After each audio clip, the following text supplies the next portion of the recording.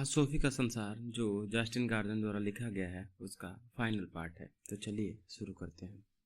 वास्तव में है, और यदि हम हल्के फुल्कों को अलग रख दें तो हमें तथाकथित रहस्यमय अनुभवों का एक अन्य स्पष्टीकरण मिलता है, और वह है, तुम्हें ध्यान होगा हमने फ्रायड के अचेतन के सिद्धांत के बारे में चर्चा की थी। हाँ, याद है। फ्रायड ने दिखलाया था कि प्रायः हम स्वयं अपने ही अचेतन के माध्यम के रूप में काम करते हैं। अचानक हम स्वयं को ऐसी चीजें सोचते या करते हुए पाते हैं बिना यह जाने कि हम क्यों कर रहे हैं। कारण यह है कि हमारे अंदर दुनिया भर के अनुभव, विचार और स्मृतियां भरी हुई हैं जिनसे हम अवगत या उनके बारे में सजग नहीं हैं। तो लोग कभी कभी अपनी नींद से बात करते हैं या चलते हैं। हम इसे एक प्रकार का मानसिक स्वचालितवाद कह सकते हैं। इसके अतिरिक्त हिप्नोसिस, जिसे वशीकरण के दौरान लोग वे बातें या काम कर सकते हैं जो उनकी अपनी इच्छा के नहीं हैं। और याद करो, सियलिस्टिक को जो कथित स्वचालित लेखन पैदा करने का प्रयास कर रहे थे, वे अपने अचेतन के लिए एक माध्यम के रूप में काम करने की चेष्टा कर रहे थे। मुझे याद है, इस शताब्दी में समय समय पर वे हुए हैं जिन्हें आत्मिक पुनर्जीवन कह सकते हैं, जिनके पीछे विचार था कि एक माध्यम मृत व्यक्ति से संपर्क कर सकता है, या तो मृत व्यक्ति की आवाज में या स्वचालित लेखन का उपयोग करके। माध्यम किसी ऐसे व्यक्ति से संदेश प्राप्त करता था जो 5 या 50 या कई सौ वर्ष पहले जीवित था। इसको इस बात के परिणाम स्वरूप लिया गया कि मृत्यु के बाद जीवन है या कि हम कई जीवन जीते हैं। हाँ, मैं जानती हूँ। मैं यह नहीं कह रहा कि सभी माध्यम झूठे हैं। कुछ वाकई निष्ठा मान रहे हैं, वे वास्तव में माध्यम रहे हैं, किंतु वे अपने ही अचेतन के माध्यम रहे हैं। माध्यमों के कई ऐसे उदाहरणों का अध्ययन उस अवस्था में किया गया जब वे तंद्रा में थे, और उनसे ऐसा ज्ञान और योग्यताएं उजागर हुई हैं जिनके बारे में न तो उन्हें और न दूसरों को जानकारी है कि उन्हें कैसे प्राप्त हुई। एक केस में एक महिला जो हिब्रू भाषा नहीं जानती थी, इस भाषा में संदेश पहुंचा रही थी। इसलिए या तो पहले भी जीवित रही या वो मृत आत्मा के संपर्क में थी। आपके विचार में कौन सी बात होगी? पता यह लगा कि जब वो छोटी थी तो उसकी एक यहूदी दादी थी। आह, क्या इससे तुम्हें निराशा हुई? यह केवल यही दिखलाता है कि लोगों के अपने अचेतन में अनुभवों को संजोए रखने की कैसी अविश्वसनीय क्षमता होती है। अब मैं समझी आपका अभिप्राय क्या था। दैनिक जीवन में होने वाली अनेक विचित्र घटनाओं का फ्रायड के अचेतन के सिद्धांत द्वारा स्पष्टीकरण किया जा सकता है। ऐसा हो सकता है कि मैं एक ऐसे मित्र का फोन नंबर ढूंढ रहा हूँ जिससे मेरी बरसों से बात नहीं हुई हो, और अचानक उसका फोन आ जाता है। इससे मुझे गूज बम्प्स हो रहे हैं, मेरे रोंगटे खड़े हो रहे हैं। किंतु स्पष्टीकरण यह है कि आज हम दोनों ने पुराना गाना सुना जो हमने पिछली बार इकट्ठे सुना था। बिंदु यह है कि हम अंतर्निहित संबंध से अवगत नहीं हैं। तो यह तो बकवास है या जीतने वाले अंक का प्रभाव है, या अन्यथा यह अचेतन है। ठीक ठीक, किंतु हर सूरत में ऐसी पुस्तकों को अच्छे खासे संशय के साथ ही लेना चाहिए, और यदि कोई दार्शनिक है तो और भी अधिक संशय से। संशयवादियों के लिए इंग्लैंड में एक एसोसिएशन है। कई वर्ष पहले उन्होंने ऐसे व्यक्ति को इनाम देने की घोषणा की जो किसी भी अलौकिक घटना या स्थिति का छोटा सा भी प्रमाण दे सकेगा। उन्हें किसी बड़े आश्चर्य होने की जरूरत नहीं थी। टेलीपैथी का छोटा सा उदाहरण भी काफी था। अब तक कोई सामने नहीं आया है। दूसरी ओर इतनी सारी ऐसी चीजें हैं जिन्हें हम मानो नहीं समझ पाते। हो सकता है हम प्रकृति के नियम भी न जानते हों। पिछली शताब्दी के दौरान ऐसे बहुत से लोग थे जो चुंबकत्व और बिजली जैसे सत्य को किसी प्रकार का जादू मानते थे। मैं शर्तिया कह सकता हूँ कि यदि मैं अपनी परदादी माँ से कंप्यूटरों या टीवी की बात कहता तो वे आश्चर्य से अपनी आंखें फाड़ती। तो आप किसी अलौकिक चीज में विश्वास नहीं रखते? हम इसकी चर्चा पहले ही कर चुके हैं। यहाँ तक कि अलौकिक शब्द भी बस अजीब है। नहीं, मैं सोचता हूँ, मेरा मानना है कि प्रकृति केवल एक है, किंतु वह दूसरी ओर पूरी तरह अचरज भरी है। किंतु वे किसी प्रकार की रहस्यमय चीजें हैं जो अभी आपकी दिखाई पुस्तकों में भरी हैं। सभी सच्चे दार्शनिकों को अपनी आंखें खुली रखनी चाहिए। भले ही हमने सफेद कौवा न देखा हो, हमें इसे खोजना कभी बंद नहीं करना चाहिए। और एक दिन मेरे जैसे संशयवादी को भी ऐसी सत्ता स्वीकार करने के लिए बाध्य होना पड़ सकता है जिसमें मेरा पहले विश्वास न रहा हो। यदि मैं इस संभावना को खुली नहीं रखता हूं तो मैं हठी कहलाऊंगा और सच्चा दार्शनिक नहीं हूंगा। अल्बर्टो और सोफी बेंच पर बिना कुछ बोले देर तक बैठे रहे। कबूतर अपनी गर्दनें उठाते और गुटर गुट करते। कभी कभी किसी बाइसिकल या अचानक हलचल से वे उचक जाते। मुझे घर जाना है और पार्टी की तैयारी करनी है। आखिर में सोफी ने कहा, इसके पहले कि हम अलग हो मैं तुम्हें एक सफेद कौवा दिखलाऊंगा। देखो जितना हम सोचते हैं या उससे कहीं करीब है। अल्बर्टो उठा, उसे वापस बुक स्टोर ले गया। इस बार वे उन पुस्तकों के पास से गुजर रहे थे जो अलौकिक सत्ता के बारे में थी, और बुक स्टोर के पीछे एक हल्की सेल्फ के पास रुके। सेल्फ के ऊपर एक कार्ड लटका हुआ था, इस पर लिखा था दर्शन शास्त्र। अल्बर्टो ने एक पुस्तक विशेष की ओर संकेत किया, और जैसे ही सोफी ने इसका शीर्षक पढ़ा उसकी सांसें रुक गई। सोफीज वर्ल्ड, सोफी का संसार। क्या तुम चाहोगी मैं इसे तुम्हारे लिए खरीदूं? मुझे नहीं मालूम कि मैं हिम्मत कर सकती हूँ।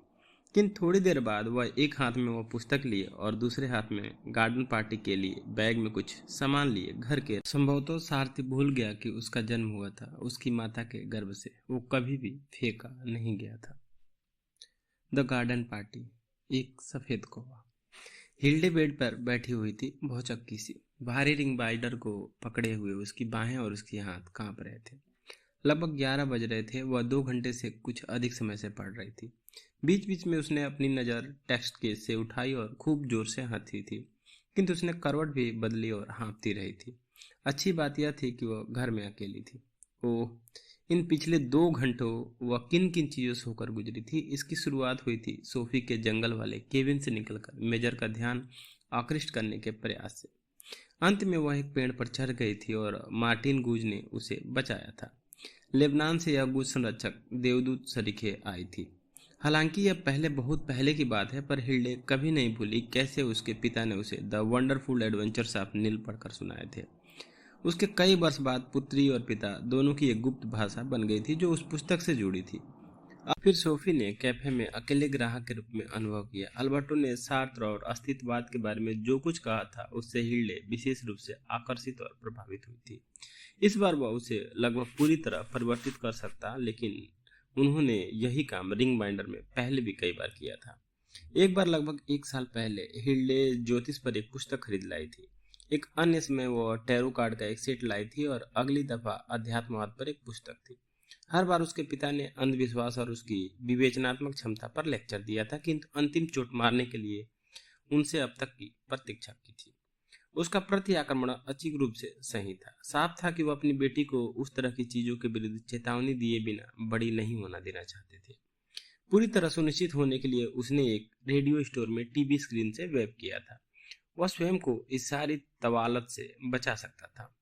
उसके मन में सबसे अधिक जिज्ञासा सी सोफी को लेकर। सोफी, तुम कौन हो? तुम कहाँ से आई हो? तुम मेरे जीवन में क्यों आई हो? आखिर में सोफी को अपने ही बारे में एक किताब दे दी गई थी। क्या यह वही किताब थी जो अब हिल्डे के हाथ में थी? यह तो केवल एक रिंग बाइंडर था, किंतु फिर भी एक व्यक्ति अपने पर एक किताब में अपने आप को कैसे पा सकता है? यदि सोफी ने उस किताब को पढ़ना शुरू कर दिया तो फिर क्या होगा? अब क्या होने वाला है? अब क्या हो सकता था? उसके रिंग बाइंडर में थोड़े से ही पन्ने रह गए थे। टाउन से घर आते समय सोफी को अपनी माँ बस में मिल गई। अरे नहीं, उसकी माँ उसके हाथ में वह किताब देखकर क्या कहेगी?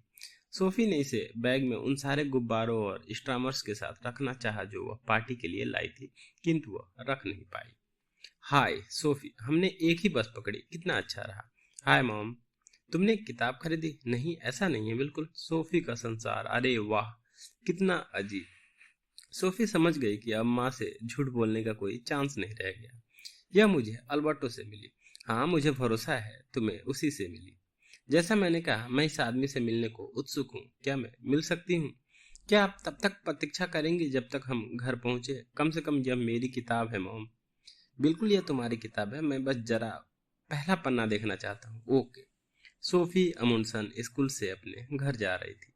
शुरू में जुआन उसके साथ थी। वे रोबोटिक्स पर चर्चा कर रही थी। क्या किताब में यह किसी अल्बर्ट नेग ने लिखा है? यह कोई नया लेखक होना चाहिए। बाय द वे, तुम्हारे अल्बर्टो का क्या नाम है? नॉक्स। ऐसा हो सकता है कि इस असाधारण आदमी ने पूरी किताब तुम्हारे बारे में लिखी है सोफी। इसे उपनाम का प्रयोग करना कहते हैं। यह वह नहीं है मोम। आप यह सब छोड़ क्यों नहीं देती? आपकी समझ में कुछ आता नहीं है। नहीं, मैं नहीं समझती कि मेरी समझ में कुछ आता है। गार्डन पार्टी कल है तो सब चीजें बाद में फिर ठीक हो जाएंगी। एल्बर्ट नेग एक बिल्कुल अलग वातावरण में रहता है, इसलिए यह किताब एक सफेद कौवा है। माँ, तुम्हें यह सब बंद कर देना चाहिए। क्या यह सफेद खरगोश नहीं था? तुम चुप करो। क्लोवर चेंज के अंत में अपने स्टॉप पर उतरने से पहले वे बस यहाँ तक ही पहुंची थी। वे सीधे एक आंदोलन प्रदर्शन में उतरी। हे भगवान, हेलेन अमंडसन ने क्रोधित होते हुए कहा। मैं वाकई यह सोचती थी कि हमारा पड़ोस गली की पॉलिटिक्स से कैसा बचा रहेगा। 10 या 12 से ज्यादा आदमी नहीं रहे होंगे। उनके झंडों पर लिखा था, the major is the hand, as to yummy mid summer, it's more power to the UN. Major यही है, हाँ है स्वादिष्ट मिड समर खाने के लिए, यूएन के लिए और शक्ति। सोफी को माँ के लिए अफसोस हुआ। छोड़ो, कोई बात नहीं, उसने कहा। किंतु यह बड़ा अजीब प्रदर्शन था थोपी, बेहुदा वाकई। यह एक कहानी किस्सा था। दुनिया हर समय जल्दी और जल्दी बदलती जाती है। वास्तव में मुझे तो बिल्कुल आश्चर्य नहीं हुआ। तुम्हें तो इस बात पर आश्चर्य होना चाहिए कि तुम्हें कोई आश्चर्य नहीं हुआ, कम से कम। बिल्कुल नहीं, ये लोग हिंसक नहीं थे क्या? मैं बस यही आशा करता हूँ कि उन्होंने हमारी गुलाब की क्यारियों को नहीं कुचला हो। निश्चय ही बाग में प्रदर्शन करना तो जरूरी नहीं है। आओ जल्दी से घर चलकर देखते हैं। यह एक दार्शनिक प्रदर्शन था मम। सच्चे दार्शनिक गुलाब की क्यारियों को नहीं कुचलते। सोफी, मैं तुम्हें बताऊंगी कि क्या है। मैं नहीं सोचती कि अब मैं सच्चे दार्शनिकों में विश्वास रखती हूँ। आजकल सब कुछ कृत्रिम है। उन्होंने तीसरा पहर और शाम की पार्टी की तैयारी में लगाई। यह काम अगले सवेरे भी चलता रहा। वे मेज लगाती और सजाती रही। काम में हाथ बटाने के लिए जवान भी चली आई थी। ओह, बड़ी मुसीबत है, उसने कहा। मोम और डैड भी आ रहे हैं। यह सब तुम्हारी गलती है सोफी। मेहमानों के आने के समय से आधा घंटे पहले सब चीजें तैयार थी। पेड़ों को झंडियों और जापानी लॉलटेनों से सजाया गया था। गार्डन के गेट पर, रास्ते के दोनों ओर, पेड़ों पर और मकान के सामने गुब्बारे लटकाए गए थे। सोफी और जोआन ने तीसरे पहर का अधिकांश समय उन्हें फुलाने में लगाया था। मेजर पर चिकन, सलाद और घर की बनी कई प्रकार की ब्रेड सेट की गई थी। रसोई में किशमिश, भरे बन और कई परतों वाले केक थे। डेनिश पेस्ट्री और चॉकलेट केक थे। किंतु शुरू से ही मेज के मध्य सम्मान की जगह जन्मदिन के केक के लिए आरक्षित कर दी गई थी। जन्मदिन केक एक पिरामिड था जिसमें बादाम की लुगदी के छल्ले अलग ही छटा बिखेर रहे थे। केक की टॉप पर कन्फर्मेशन ड्रेस में एक नन्ही सी लड़की की आकृति थी। सोफी की मां ने उसे भरोसा दिलाया था कि आकृति अनकम्फर्ट 15 साल की लड़की की भी हो सकती है। किंतु यह बात पक्की तरह जानती थी कि उसकी मां ने उसे वहां केवल इसलिए रख दिया था कि सोफी ने बताया था कि वह इस बारे में अनिश्चित थी, कि वह कंफर्म होना चाहती थी। लगता था उसकी मां सोचती थी कि केक अपने आप में कंफर्मेशन था। हमने खर्चे में कोई कमी नहीं छोड़ी है। पार्टी शुरू होने से पहले आधे घंटे के समय में मां ने यह बात कई बार दोहराई थी। मेहमान आने लगे। सबसे पहले सोफी की अपनी क्लास की 3 लड़कियां आई। वे समर शर्ट्स और हल्के कार्डिगन पहनी थी। स्कर्ट लंबे थे और आंखों का मेकअप सबसे कम गया लगता था। थोड़ी देर बाद जेरेमी और डेविड दरवाजे में से टहलते हुए अंदर दाखिल हुए। शर्मीलेपन और लड़के जैसे अल्हड़पन का मिश्रण। हैप्पी बर्थडे, अब तुम वयस्क भी हो गए हो। सोफी ने देखा कि जुआन और जेरेमी बड़ी समझदारी से सबकी आंखों से बचते हुए पहले ही एक दूसरे को देखना शुरू कर चुके थे। हवा में कुछ था। यह मिड समर ईव थी। हर कोई जन्मदिन का उपहार लाया था और चूंकि यह दार्शनिक गार्डन पार्टी थी, कईयों ने यह जानने की कोशिश की थी कि दर्शन शास्त्र क्या होता है। हालांकि सब यह तो पता नहीं लगा पाए थे कि दार्शनिक उपहार क्या होते हैं। अधिकांश ने अपने कार्ड्स पर कुछ दार्शनिक कथन लिखे थे। सोफी का एक दार्शनिक शब्दकोश मिला और एक डायरी जिसमें ताला लग जाता था। इसके कवर पर लिखा था, माई पर्सनल फिलोसफिकल थॉट्स। जैसे ही मेहमान आए, उन्हें लंबे वाइन ग्लासेज में सेब का रस दिया गया। सर्विंग का यह काम सोफी की माँ कर रही थी। वेलकम और यंग मैन का नाम क्या है? मैं नहीं मानती कि हम पहले कभी मिले हैं।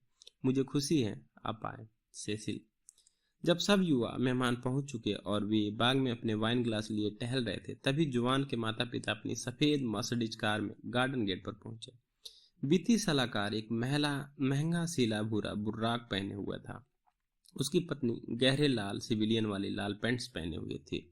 सोफी को पक्का लगता था कि उसने बच्चों के खिलौने स्टोर से एक बार्बी डॉल उस सूट में खरीदी होगी और फिर टेलर से अपने साइज की बनवाई होगी। एक और भी संभावना थी, वित्तीय सलाहकार एक गुड़िया खरीद लाया होगा और फिर उसे एक जादूगर को यह कहते हुए दे दी कि इसे एक जिंदा औरत बना दो। किंतु यह संभावना कम थी, इसलिए सोफी ने इसे खारिज कर दिया। वे मर्सिडीज से बाहर निकले और गार्डन में पहुंचे, जहां युवा मेहमानों ने उन्हें आश्चर्य से देखा। वित्तीय सलाहकार ने इंगर ब्रिंगस्टेन परिवार की ओर से एक लंबा कम चौड़ा उपहार पैकेट भेंट किया। किंतु सोफी बड़ी कठिनाई से अपनी सौम्यता बनाए रख पाई जब यह पता लगा कि यह एक बारबी डॉल है। किंतु जुआन ने ऐसा कोई प्रयास नहीं किया। तुम पागल हो गए हो क्या? सोफी गुड़ियों से नहीं खेलती। श्रीमती इंगरब्रिंगस्टन जल्दी जल्दी चलती हुई पहुंची। उसके सारे सिकिंग्स बज रहे थे, किंतु यह केवल सजावट के लिए है, आप समझ ही गए होंगे। कोई बात नहीं, आपका बहुत बहुत धन्यवाद, सोफी ने वातावरण को मृदुल बनाते हुए कहा। अब मैं एक संग्रह बनाना शुरू कर सकती हूँ। लोग धीरे धीरे मेज की ओर खिसकने शुरू हो गए। अब हम केवल अल्बर्टो की प्रतीक्षा कर रहे हैं। सोफी की मां ने कुछ तेज अंदाज में उससे कहा, जो अंदर उमड़ रहे भय को छिपाने के लिए बन गया था। एक विशेष सम्माननीय मेहमान के आने की अफवाह दूसरे मेहमानों में पहले ही फैल चुकी थी।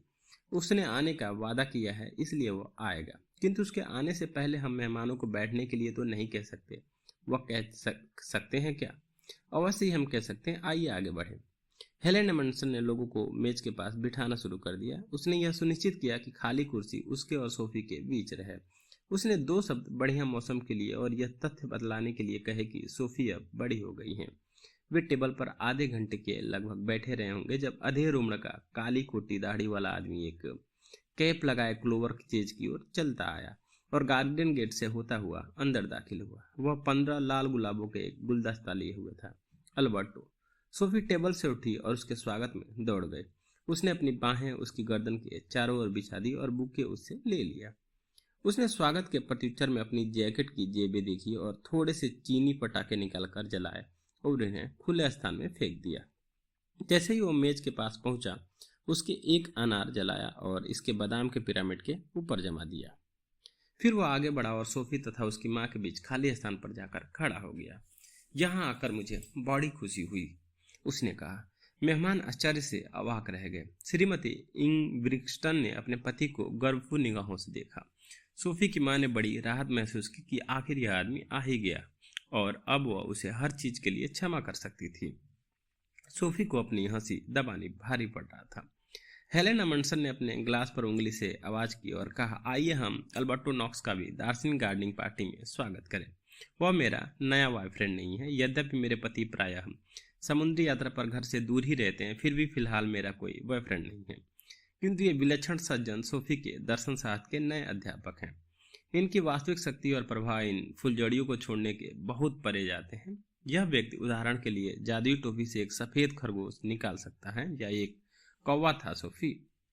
अनेक धन्यवाद, अल्बर्टो ने कहा। वह बैठ गया। चीयर्स, सोफी ने कहा और मेहमानों ने अपने ग्लास ऊपर उठाया और उसके स्वास्थ्य के लिए पिया। वे काफी देर तक चिकन और सलाद पर लगे रहे। अचानक जोआन उठी, पक्के इरादे से चलती हुई जेरिन तक पहुंची और उसके होठों पर जोड़ का चुंबन जड़ दिया। प्रत्युत्तर में उसने पीछे की ओर उल्टने का प्रयास किया ताकि उस पर उसकी पकड़ बेहतर बन जाए और चुंबन लौटाया। ठीक है, मैंने कभी कभी भी, श्रीमती इंगस्टन ने जोर देते हुए कहा। टेबल पर नहीं बच्चों, श्रीमती एमंडसन ने केवल इतनी टिप्पणी की। क्यों नहीं? अल्बर्टो ने उसकी ओर मुड़ते हुए कहा। वह एक बड़ा अजीब सवाल था। एक सच्चे दार्शनिक के लिए प्रश्न पूछना कभी गलत नहीं होता। थोड़े से और लड़कों ने, जिन्हें चुमा गया था, चिकन की हड्डियां छत पर फेंकना शुरू कर दिया। इस पर भी सोफी की मां ने हल्की सी टिप्पणी की। कृपया आप यह न करें। जब चिकन की हड्डियां नाले में गिर जाती हैं तो बड़ी परेशानी होती है। सारी, एक लड़का बोला। इस पर दूसरे लड़के बजाय छत के गार्डन के बाड़ के उस पार हड्डियां फेंकने लगे। मैं सोचती हूँ अब प्लेटें हटाकर केक सर्व कर देना चाहिए, श्रीमती एमंडसन ने आखिरकार कहा। सोफी और जवान, मेरी मदद करोगी बेटी? रसोई की ओर जाते हुए थोड़ा सा समय था एक संक्षिप्त चर्चा के लिए। तुम्हें उसका चुम्बन लेने का मन कैसे बना? सोफी ने पूछा। मैं बैठी हुई थी, उसकी मुंह की ओर बार बार देखे बिना रह सकती थी।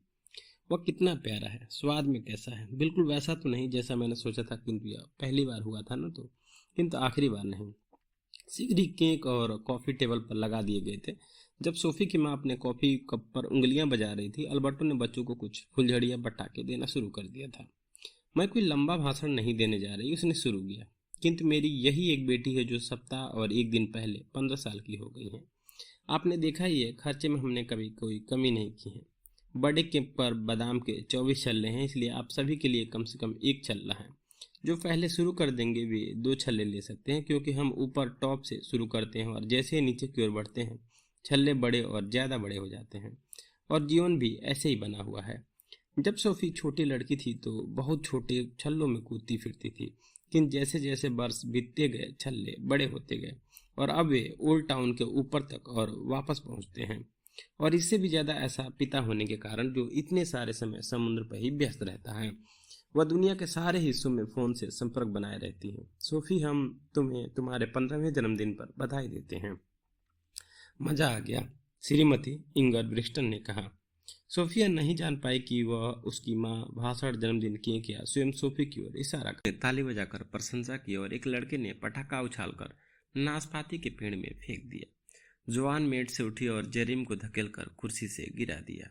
वे घाट में लेट गए और एक दूसरे को फिर चूमने लगे। कुछ देर बाद वे लुढ़कते पुढ़कते लाल करंट की झाड़ियों में खो गए। आजकल लड़की पहल करती है, इंगर ब्रिस्टन ने कहा। यह कहने के बाद वह उठा और लाल करण की झाड़ियों तक गया और वहां खड़ा होकर वहां के दृश्य को नजदीक से देखने लगा। बाकी मेहमान भी उसके पीछे पीछे गए।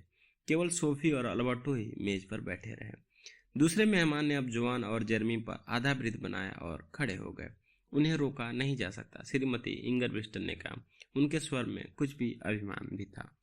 नहीं, पीढ़ी बाद पीढ़ी यही करती है, उसके पति ने कहा। उसने इधर उधर देखा। उसने अपने ढंग से चुने शब्दों की प्रशंसा की आशा थी, किंतु जब प्रत्युत्तर में केवल कुछ ही सहमति सचूक सिर हिले तो उसने कहा, इस मामले में हम सब विवश हैं। सोफी ने दूर से ही से देखा कि जेरेमी जुआन की सफेद कमीज के जो पहले ही घास के हरे निशानों से ढकी थी बटन खोलने की कोशिश कर रहा था। वह टटोलती हुई उसकी बेल्ट खोलने में लगी थी। अरे ठंड मत खा जाना, श्रीमती इंगर ब्रिस्टन ने कहा। सोफी ने हताशा के साथ अल्बर्टो की ओर देखा।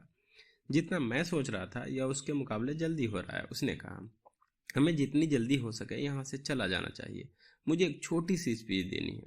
सोफी ने जोर से ताली बजाई। क्या आप सब लोग कृपया वापस यहाँ आएंगे और बैठ जाएंगे? अल्बर्टो एक स्पीच देने जा रहे हैं।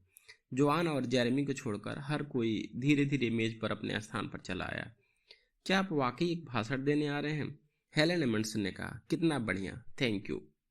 और आप टहलना पसंद करते हैं, मुझे मालूम है। शरीर ठीक ठाक बनाए रखना बहुत जरूरी है और यह और भी अच्छा है कि एक कुत्ता आपके साथ चलता है। हरमीत, यही नाम है ना? अल्बर्टो खड़ा हुआ। प्रिय सोफी, उसने शुरू किया, क्योंकि यह एक दार्शनिक गार्डन पार्टी है इसलिए मैं एक दार्शनिक भाषण करूंगा। इस पर जोरदार तालियों से उसकी प्रशंसा की गई। इन शोर शराबार करने वाले लोगों के बीच तर्क की छोटी सी खुराक देना ठीक ही होगा, किंतु जो भी हो हमें सोफी को उसके 15वें जन्मदिन पर बधाई देना नहीं भूलना चाहिए। उसने ये वाक्य पूरे भी नहीं किए होंगे कि वहां लोगों ने एक स्पोर्ट्स प्लेन किए उस ओर आने की आवाज सुनी। यह बाग पर नीचे उतरा। इसके पीछे पूंछ से हवा में लहराता बर्थडे था। Happy 15 birthday. इस प्रशंसा में तालियां फिर बजी, इस बार पहले से भी ज्यादा जोर से। वहां आप देख रहे हैं, श्रीमती एमंडसन खुशी से चीख पड़ी। यह आदमी पटाखे छोड़ने से ज्यादा बहुत कुछ कर सकता है। Thank you. यह तो केवल कहानी किस्सा था। पिछले कुछ सप्ताहों में सोफी ने और मैंने एक बड़ी दार्शनिक छानबीन की है। हम यहाँ अभी अपनी खोज आपके सामने रखेंगे। हम अपने अस्तित्व का सबसे अंतरतम रहस्य आपके सामने उजागर करेंगे। यह सुनकर यह छोटी सी भीड़ इतनी शांत हो गई कि अब केवल चिड़ियों के चहचहाने की आवाज या लाल करण झाड़ियों से कुछ धीमी धीमी आवाज ही सुनाई दे रही थी। कृपया आगे चलें, सोफी बोली। गहन दार्शनिक अध्ययन के बाद जो यूनानी दार्शनिकों से लेकर आज तक के विचारकों तक फैला है, हमने पाया कि हम अपना जीवन एक मेजर के मस्तिष्क में जी रहे हैं, जो इस समय लेबनान में एक यूएन पर्यवेक्षक की तरह काम कर रहा है। उसने लीले सैंड में अपनी बेटी के लिए हमारे बारे में एक पुस्तक लिखी है। उसकी बेटी का नाम हिल्डे मोलन नेग है और वह भी उसी दिन 15 साल की हुई जिस दिन सोफी का 15वां जन्मदिन था। हमारे बारे में जो पुस्तक लिखी गई थी वह 15 जून को उसके बेड की साइड टेबल पर हिल्डे ने सवेरे उठने पर देखी। और भी सही कहूँ तो यह एक रिंग बाइंडर के रूप में थी और जैसे ही हम यहाँ बोल रहे हैं वह अपनी उंगली के नीचे रिंग बाइंडर में अंतिम पृष्ठों को महसूस कर सकती हैं। एक प्रकार के भय का भाव टेबल के चारों ओर फैलना शुरू हो गया। हमारा अस्तित्व इसलिए हिल्डे मोरल नेग के लिए लगभग एक प्रकार के जन्मदिन विषयांतर से अधिक और कुछ नहीं है। हम सभी का आविष्कार मेजर की बेटी की दार्शनिक शिक्षा की रूपरेखा के लिए ही किया गया है। उदाहरण के लिए इसका अर्थ यह है कि बाहर दरवाजे पर खड़ी मर्सिडीज की कीमत एक सेंट भी नहीं है। यह सब एक खेल है, एक कहानी किस्सा है। इसकी कीमत उस सफेद मर्सिडीज से अधिक नहीं है जो बेचारे यूएन मेजर के सिर में एक बार चक्कर लगा रही है।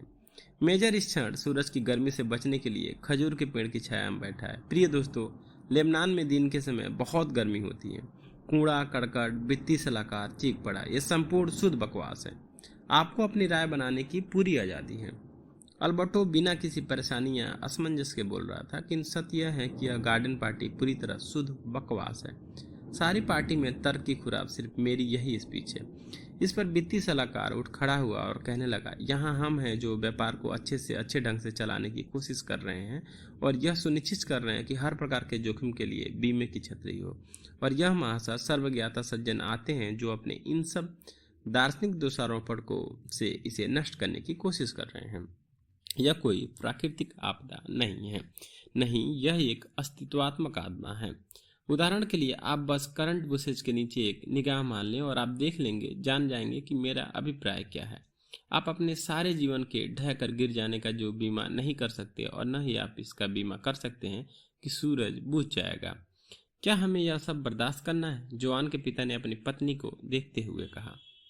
उसने अपना सिर हिलाया और इसी तरह सोफी के नवाब ने भी अपना सिर हिलाया। कैसी शर्म की बात है, उसने कहा, और यह भी तब हो रहा है जब हमने खर्चे में कोई कमी नहीं की। कम उम्र वाले मेहमानों ने अल्बर्टो की ओर देखना जारी रखा। हम और सुनना चाहते हैं, एक चश्मा लगाए घुंघराले बालों वाले लड़के ने कहा। थैंक यू, पर कहने को कुछ अधिक या कुछ और विशेष है नहीं।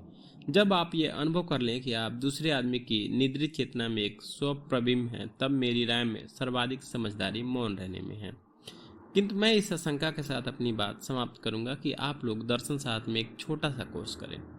यह महत्वपूर्ण है कि हम पुरानी पीढ़ी के जीवन मूल्यों के प्रति आलोचनात्मक बने रहें। यदि मैंने सोफी को कोई चीज़ पढ़ाई है तो वह बिल्कुल यही है कि वह आलोचनात्मक ढंग से सोचे। हेगल इसे नकारात्मक रूप से सोचना कहता है। वित्तीय सलाहकार अभी भी खड़ा था और मेजर पर अपनी उंगलियां बजा रहा था।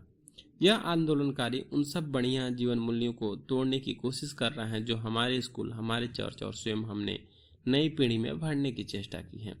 यही वे लोग हैं जिनके सामने भविष्य खुला पड़ा है और यही एक दिन में विरासत में वह सब पाएंगे जो हमने बनाकर तैयार किया है। यदि इस आदमी को तुरंत यहाँ से नहीं हटाया गया तो मैं अपने वकील को बुला लूंगा। उसे मालूम है ऐसी स्थिति से कैसे निपटना है।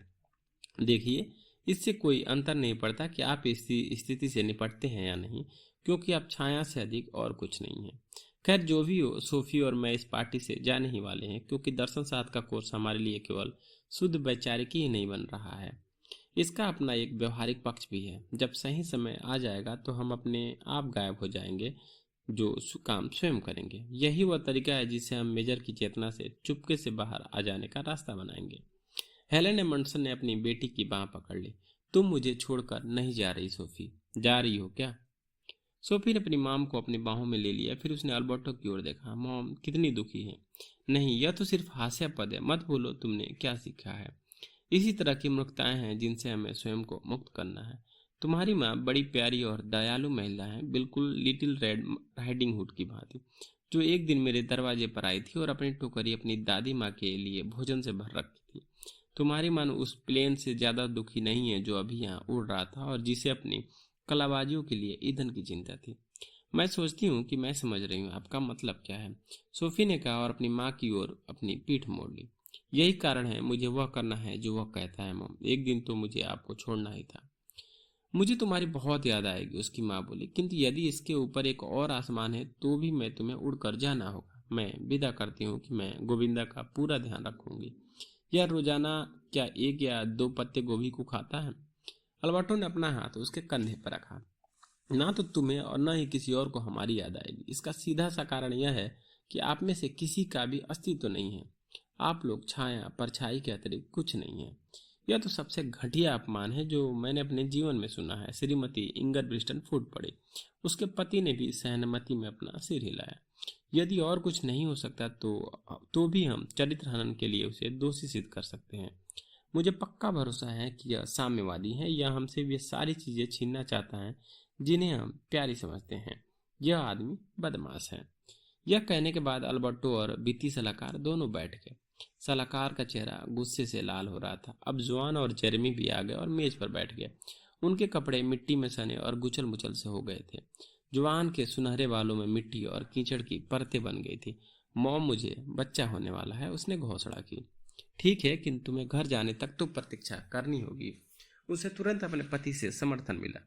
उसे थोड़ा स्वयं को सीमित करना पड़ेगा, उसने कहा, और अगर उसे नाम आज ही देना है तो उसका इसलिए प्रबंध स्वयं करना होगा। अल्बर्टो ने एक गंभीर मुद्रा बनाते हुए सोफी की ओर देखा। अब समय हो गया है, क्या तुम जाने से पहले हमारे लिए थोड़ा और कॉफी नहीं लाओगे? उसकी माँ ने कहा। जरूर मॉम, अभी लाई। सोफी ने मेज से थर्मस उठाया। उसे और कॉफी बनानी थी। जब वो कॉफी का ब्रूई तैयार करने की प्रतीक्षा कर रही थी, उसने चिड़ियों और गोल्डफिश को दाना खाना डाला। वह बाथरूम में गई और गोभी का एक पत्ता गोविंदा के आगे कर दिया। उसे बिल्ली कहीं दिखलाई नहीं दी, किंतु उसके कैट फूड की बड़ी कैन खोली और एक बाउल में इसे खाली कर दिया और बाउल को पैड़ियों पर ढक दिया। उसने महसूस किया कि उसकी आंखों में आंसू उमड़ रहे थे। जब वो कॉफी लेकर लौटी तो उसे गार्डन पार्टी एक युवा स्त्री के दार्शनिक उत्सव के बजाय बच्चों की पार्टी अधिक नजर आई। कई सोडे की बोतलें मेज पर टूटी पड़ी थी। सारे टेबल क्लॉथ पर चॉकलेट के केक के धब्बे लगे हुए थे और किशमिश बन की तस्तरी लान पर उल्टी पड़ी थी। जैसे ही सोफी आई, लड़कों में से किसी ने एक पटाखा परतों वाले केक के पास छुड़ा दिया, जिसके विस्फोट से केक टेबल पर सब ओर तथा मेहमानों को जा लगा। सबसे अधिक नुकसान श्रीमती इंगर विंस्टन के लाल पेंट सूट वाले सूट को हुआ था। सबसे विचित्र बात थी कि उसने और अन्य सभी ने इस सब को अत्यंत धैर्य के साथ लिया। जोआन ने चॉकलेट केक का बहुत बड़ा हिस्सा लिया और इसे जेरेमी के सारे मुंह पर फूंक दिया और फिर चाट चढ़कर इसे हटाने लगी। उसकी माँ और बट्टो दूसरे से थोड़ा सा हटकर ग्लाइडर में बैठे थे। उन्होंने सोफी को वेप किया। तो आखिरकार तुम्हारी अपनी गोपनीय बात हो ही गई, सोफी ने कहा। और बेटी तुम बिल्कुल सही थी, उसकी माँ ने कहा, जो अब काफी उत्साहित नजर आ रही थी। अल्बर्टो अत्यंत परोपकारी व्यक्ति है, मैं तुम्हें उसकी मजबूत बाहों में सौंपती हूँ। सोफी उसके उनके नीचे बीच में बैठ गए। दो लड़के किसी तरह से छत पर चढ़ आए थे। एक लड़की अपने हेयर पिन से सारे गुब्बारों में छेद करती फोड़ती घूम रही थी। तभी एक अनामंत्रित मेहमान मोटरसाइकिल पर आया। वह बियर का एक क्रेट और एकावेट की बोतलें कैरियर पर बांधे हुए था। कुछ सहायता करने वालों ने अंदर बुलाकर उसका स्वागत किया। इस पर वित्तीय सलाहकार मेज से उठा। उसने तालियां बजाई और कहा, क्या आप एक गेम खेलना पसंद करेंगे? उसने आगे बढ़कर बियर की एक बोतल हथिया ली, गटागट पी गया और खाली बोतल लॉन के बीच में खड़ी कर दी। फिर वो मेज की तरफ बढ़ा और बर्थडे केक के आखिरी 5 छल्ले उठा लाया। उसने दूसरे मेहमानों को दिखलाया कि छल्लों को ऐसे कैसे फेंका जाता है जो कि वो बोतल की गर्दन पर गिरे। मृत्यु की हिचकिचियां और गड़गड़ाहट। अल्बर्टो बोला, बेहतर होगा कि हम यहाँ से चल दें, इसके पहले कि मेजर इस सब को खत्म कर दे और हिल्डे रिंग बाइंडर को बंद कर दे। यह सब तुम्हें अकेले साफ करना पड़ेगा मॉम। कोई बात नहीं बच्ची, तुम्हारे लिए यह कोई जीवन नहीं था। यदि अल्बर्टो तुम्हें एक बढ़िया जीवन जी पाता है तो मुझसे ज्यादा सुखी कोई और नहीं होगा। क्या तुमने मुझे यह नहीं बतलाया था कि उसके पास एक सफेद? फिर ने गार्डन पर सब ओर नजर दौड़ाई। इसे पहचानना मुश्किल था। बोतलें, चिकन बॉन्स, बंस और बैतून घास में कुचले दबे पड़े थे। एक समय यह मेरा लिटिल गार्डन ऑफ ईडन था, उसने कहा, और अब तुम्हें इससे बाहर निकाला जा रहा है, अल्बर्टो ने कहा। लड़कों में से एक सफेद मर्सिडीज में बैठा था। उसने तेजी से इंजन चलाया और कार गार्डन गेट से टकराती हुई ग्रेवल पॉथ से होती हुई गार्डन में ही आ गई। सोफी ने अपनी बांह पर एक सख्त पकड़ महसूस की। उसे उसकी मान में खींचकर लाया जा रहा था। फिर उसने अल्बर्टो की आवाज सुनी। अब उसी क्षण सफेद मर्सिडीज पेड़ के सेब के पेड़ में जा टकराई। कच्चे फल झटक कर गिरे और गाड़ी की हुड पर बिखर गए। यह तो जरूरत से ज्यादा हो गया, वित्तीय सलाहकार चिल्लाया। मैं अच्छा खासा मुआवजा मांग रहा हूँ। उसकी पत्नी ने उसे पूरा समर्थन दिया। ये उस कलुए बदमाश की गलती है। कहाँ है वो? वे सब पतली हवा में गायब हो गया। हेलेन मंडसे ने कहा। उसके स्वर में अभिमान का फूट था। वह उठकर सीधी खड़ी हो गई, चलकर लंबी मेज तक गई और दार्शनिक गाड़ी पार्टी होने के बाद की सारी सफाई करने में जुट गई। और कॉफी चाहिए किसी को? अगला चैप्टर है प्रतिबिंदु। दो या अधिक लय एक साथ गुंजामान होती हैं। हिल्डे बेड में बैठ गई। यह सोफी और अल्बर्टो की कहानी का अंत था, किंतु वास्तव में हुआ क्या था? उसके पिता ने यह अंतिम अध्याय क्यों लिखा था? क्या वह सोफी की दुनिया पर अपनी ताकत दिखलाना था? विचारों में गहरे खोए हुए उसने शावर बाथ लिया और कपड़े पहन लिए। उसने जल्दी जल्दी नाश्ता लिया और फिर थोड़ा बाग में इधर उधर घूमी और ग्लाइडर में जाकर बैठ गई। वह अल्बर्टो से इस बात में सहमत थी कि गार्डन पार्टी में यदि कोई समझदारी का काम हुआ होता तो वह उसका भाषण था। निश्चित उसका पिता हिल्डे की दुनिया को इतनी अस्त व्यस्त नहीं मानता था जितनी कि सोफी की गार्डन पार्टी थी, या यह कि उसकी दुनिया भी अंततः तिरोहित हो जाएगी। फिर इसके अलावा सोफी और अल्बर्टो का मामला था। गुप्त योजना का क्या हुआ? क्या यह अब हिल्डे का काम था कि वो कहानी को आगे ले चलती, या वे चुपके से इससे बाहर निकल गए थे? और यह वे एक समय कहाँ थे? अचानक एक विचार उसके दिमाग में आया।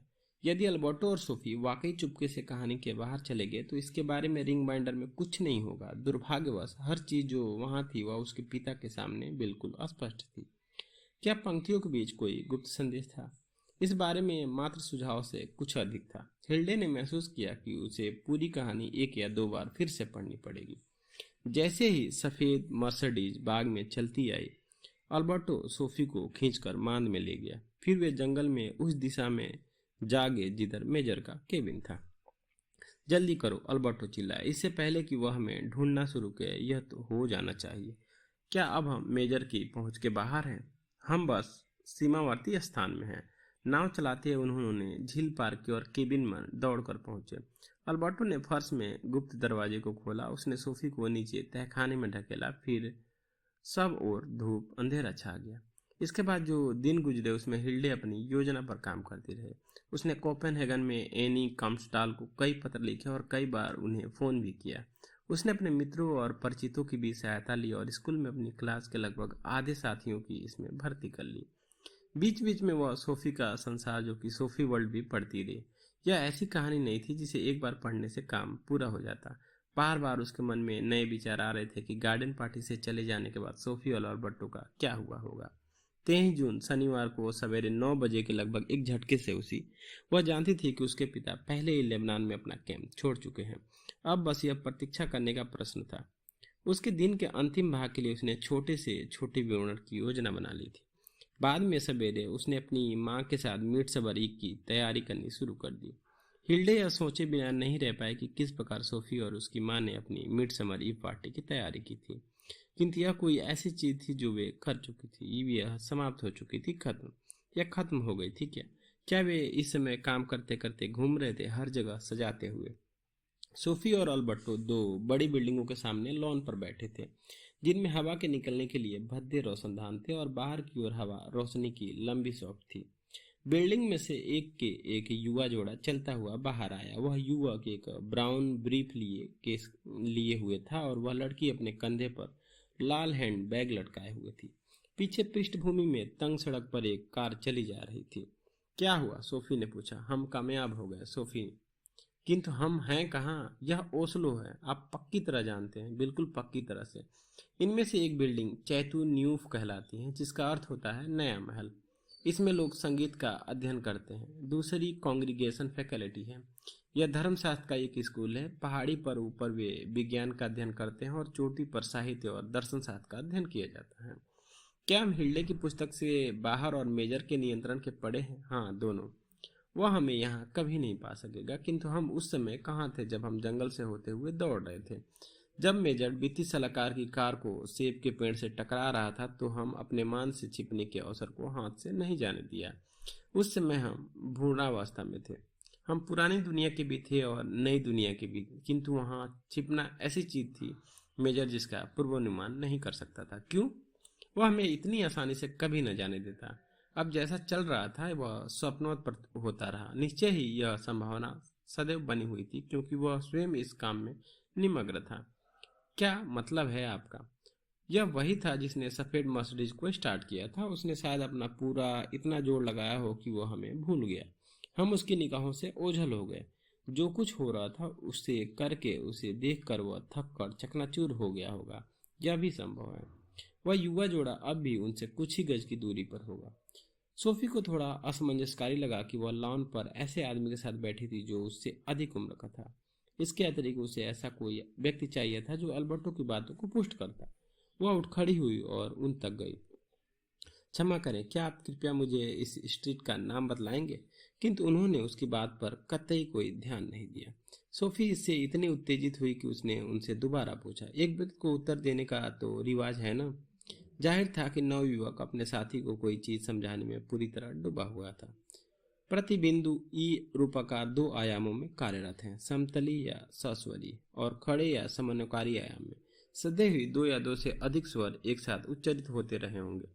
विघ्न डालने के लिए क्षमा करें, किंतु दो स्वर लहरियां इस ढंग से घुल मिल जाती हैं कि वे यथासंभव बढ़ती चली जाती हैं। इससे कोई मतलब नहीं कि वे एक दूसरे के विरुद्ध कैसे उच्चरित हैं, किंतु उनका समन्वयकारी होना जरूरी है। वास्तव में यह स्वर के विरुद्ध स्वर होता है। उसने अशिष्ट वे न तो बाहर थे और न अंधे। सोफी ने तीसरी बार फिर प्रयास किया। इस बार उसने आगे आकर उनका रास्ता रोक दिया। उसे बस यूं ही एक तरफ कर दिया गया। हवा कुछ बढ़ती जा रही थी। स्त्री ने कहा। सोफी जल्दी से वापस अल्बर्टो के पास पहुंची।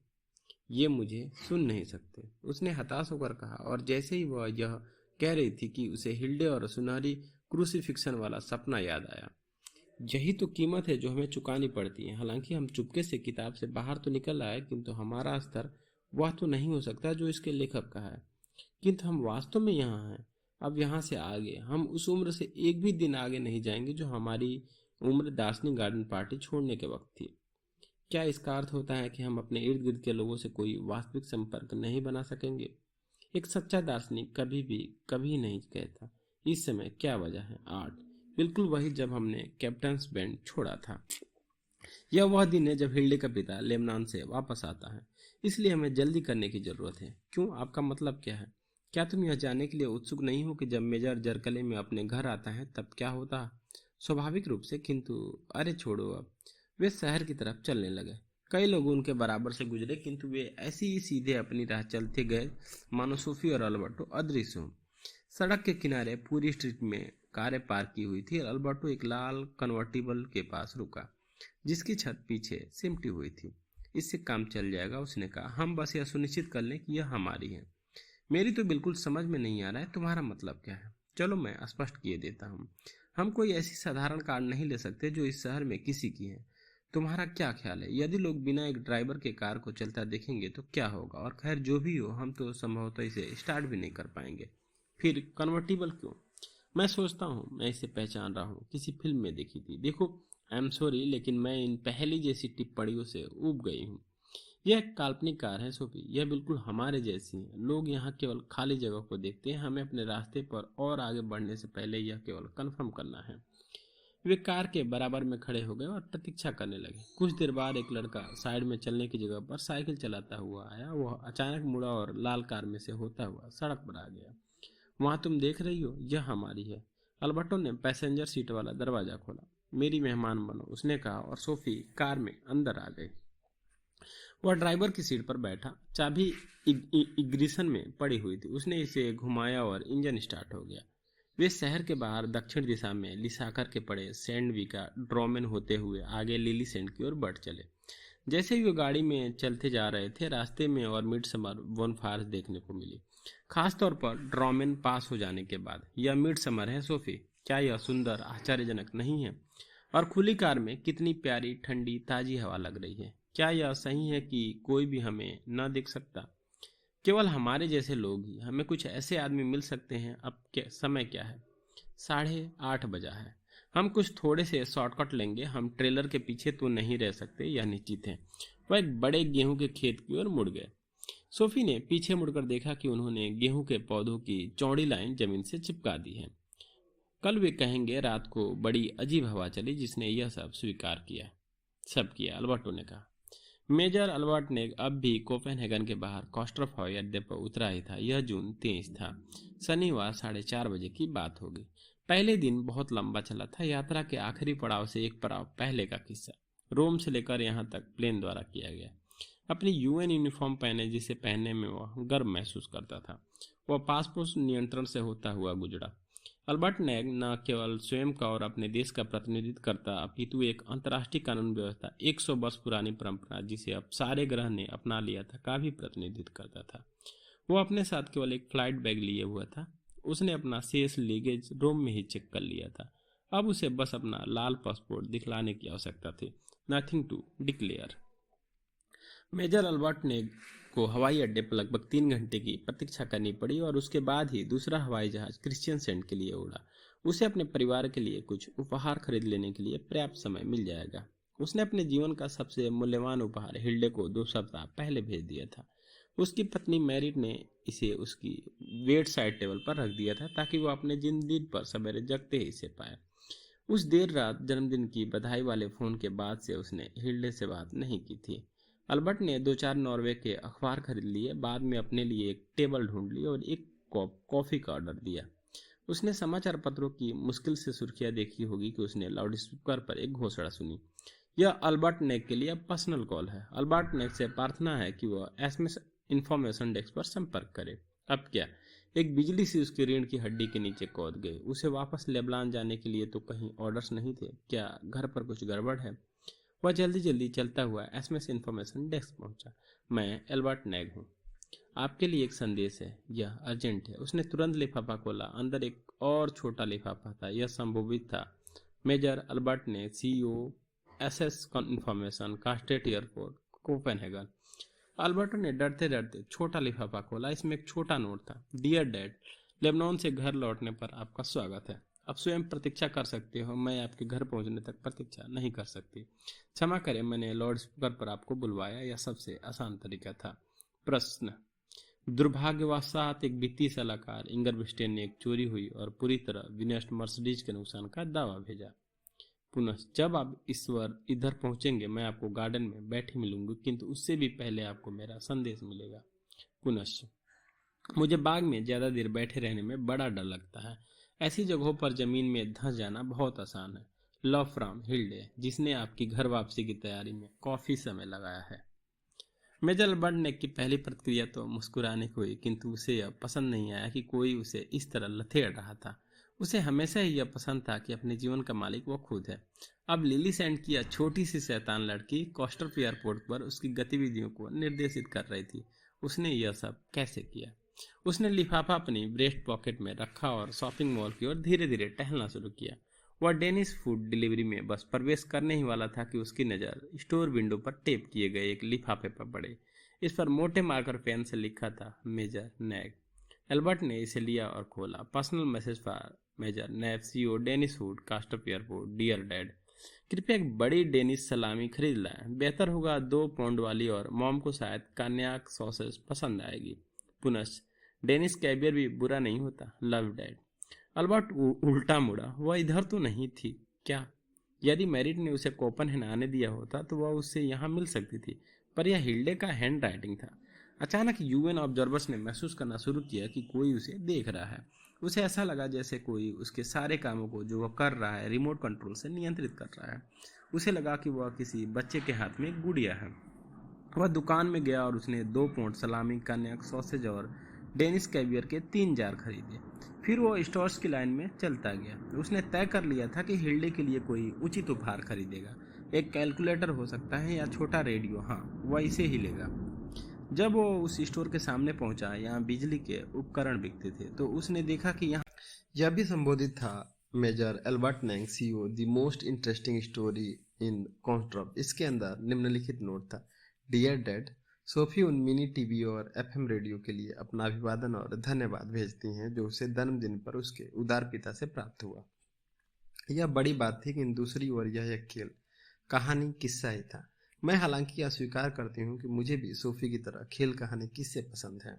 पुनः यदि आप अभी तक वहाँ नहीं गए तो डेनिश फूड स्टोर और बड़े टैक्स फ्री स्टोर पर जो मदिराएं और तंबाकू बेचते हैं, आपके लिए और भी निर्देश हैं। पुनः मुझे अपने जन्मदिन पर कुछ पैसा मिला है, इसलिए मैंने मिनी टीवी के लिए 350 क्राउन दे सकती हूँ। लव हिल्डे, जिसने पहले ही टर्की में स्टफिंग कर लिया है और वाल्डोफोर्ड सलाद बना ली है। एक मिनी टीवी की कीमत 985 डेनिश काउंस थी।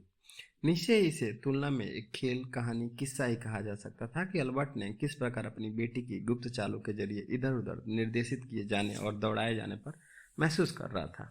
क्या वह यहाँ थी या नहीं थी? उस क्षण के बाद वह जहां भी गया निरंतर सावधान था। वह महसूस कर रहा था कि वह एक साथ गुप्त जासूस और कठपुतली दोनों ही था। क्या उसे उसके मानवीय मौलिक अधिकारों से वंचित नहीं किया जा रहा था? उसने टैक्स फ्री स्टोर में जाने की व्यवस्था भी महसूस हुई। वहां भी उसका नाम लिखा लिफाफा लगा था।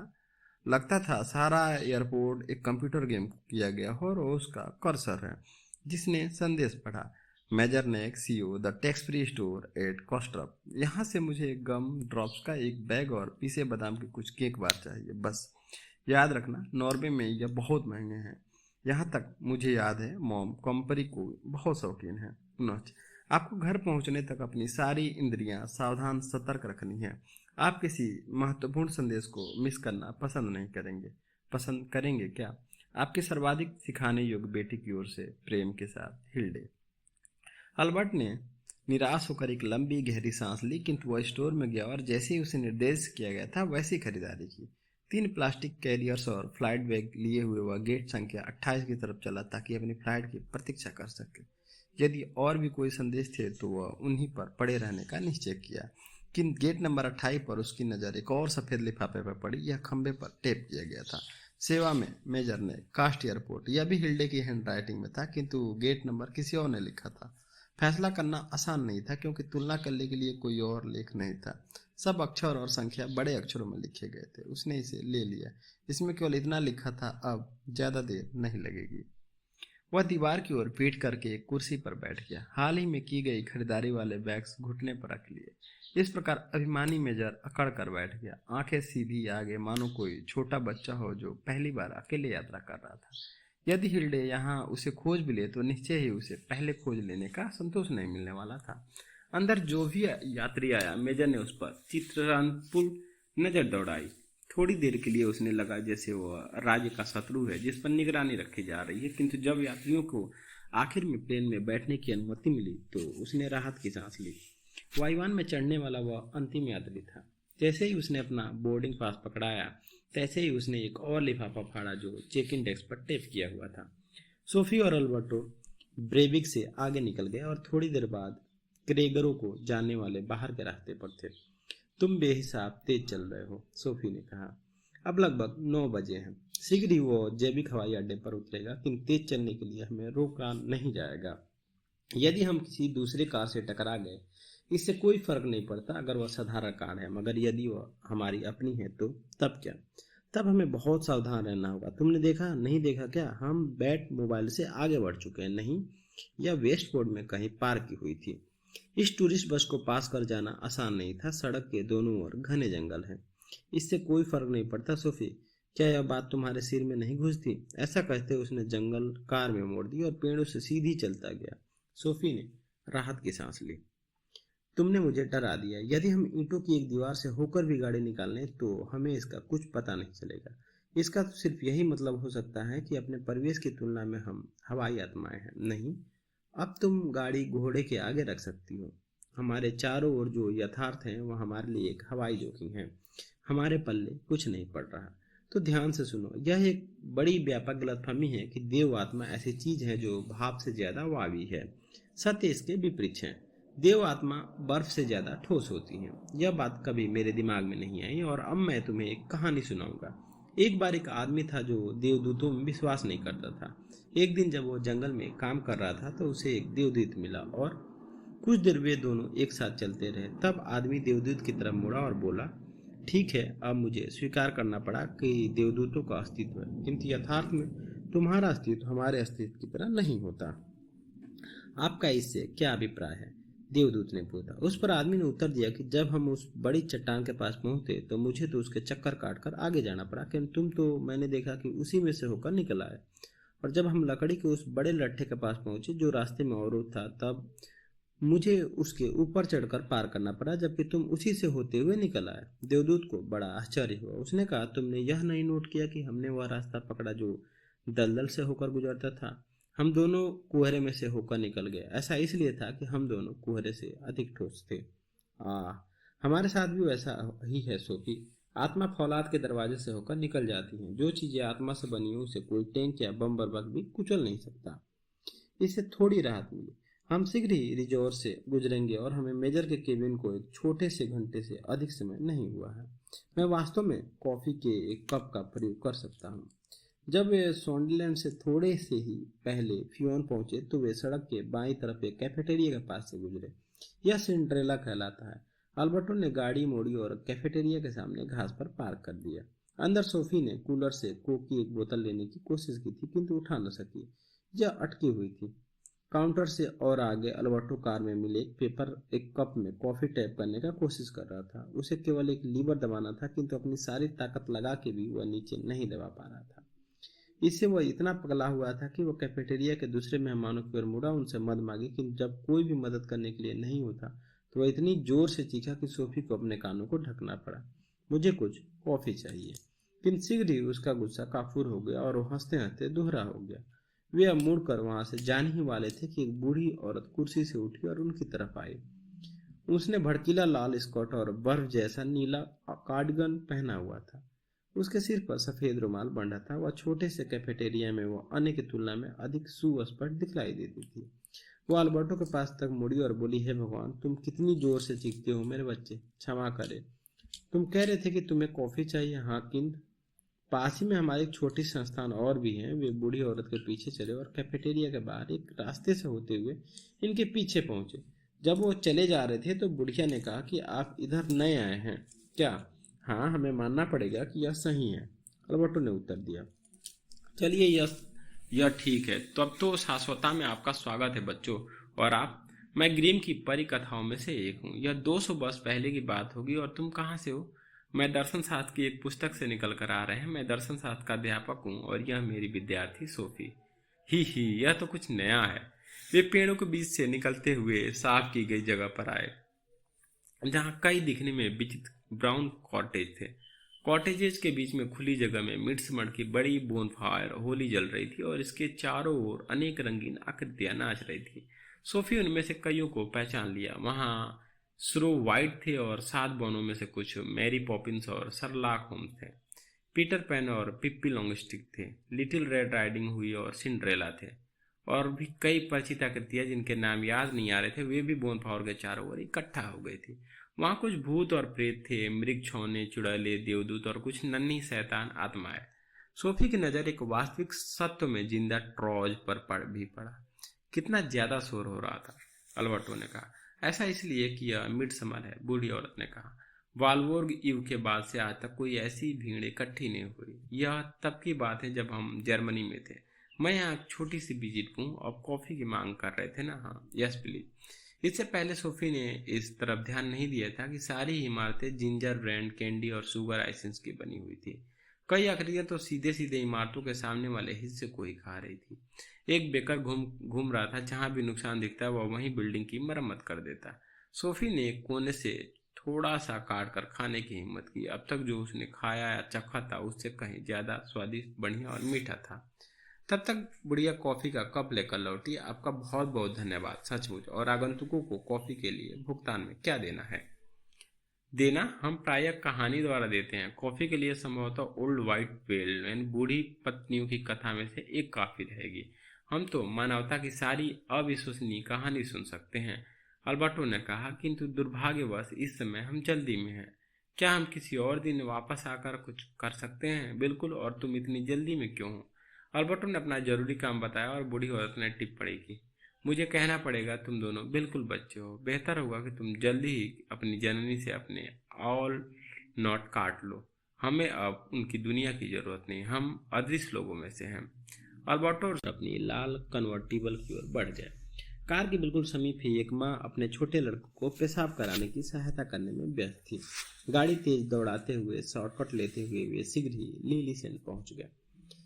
AK 876 कोपेनहेगन से उड़कर अपने निर्धारित समय 9:35 रात्रि में जैविक हवाई अड्डे पर उतरा।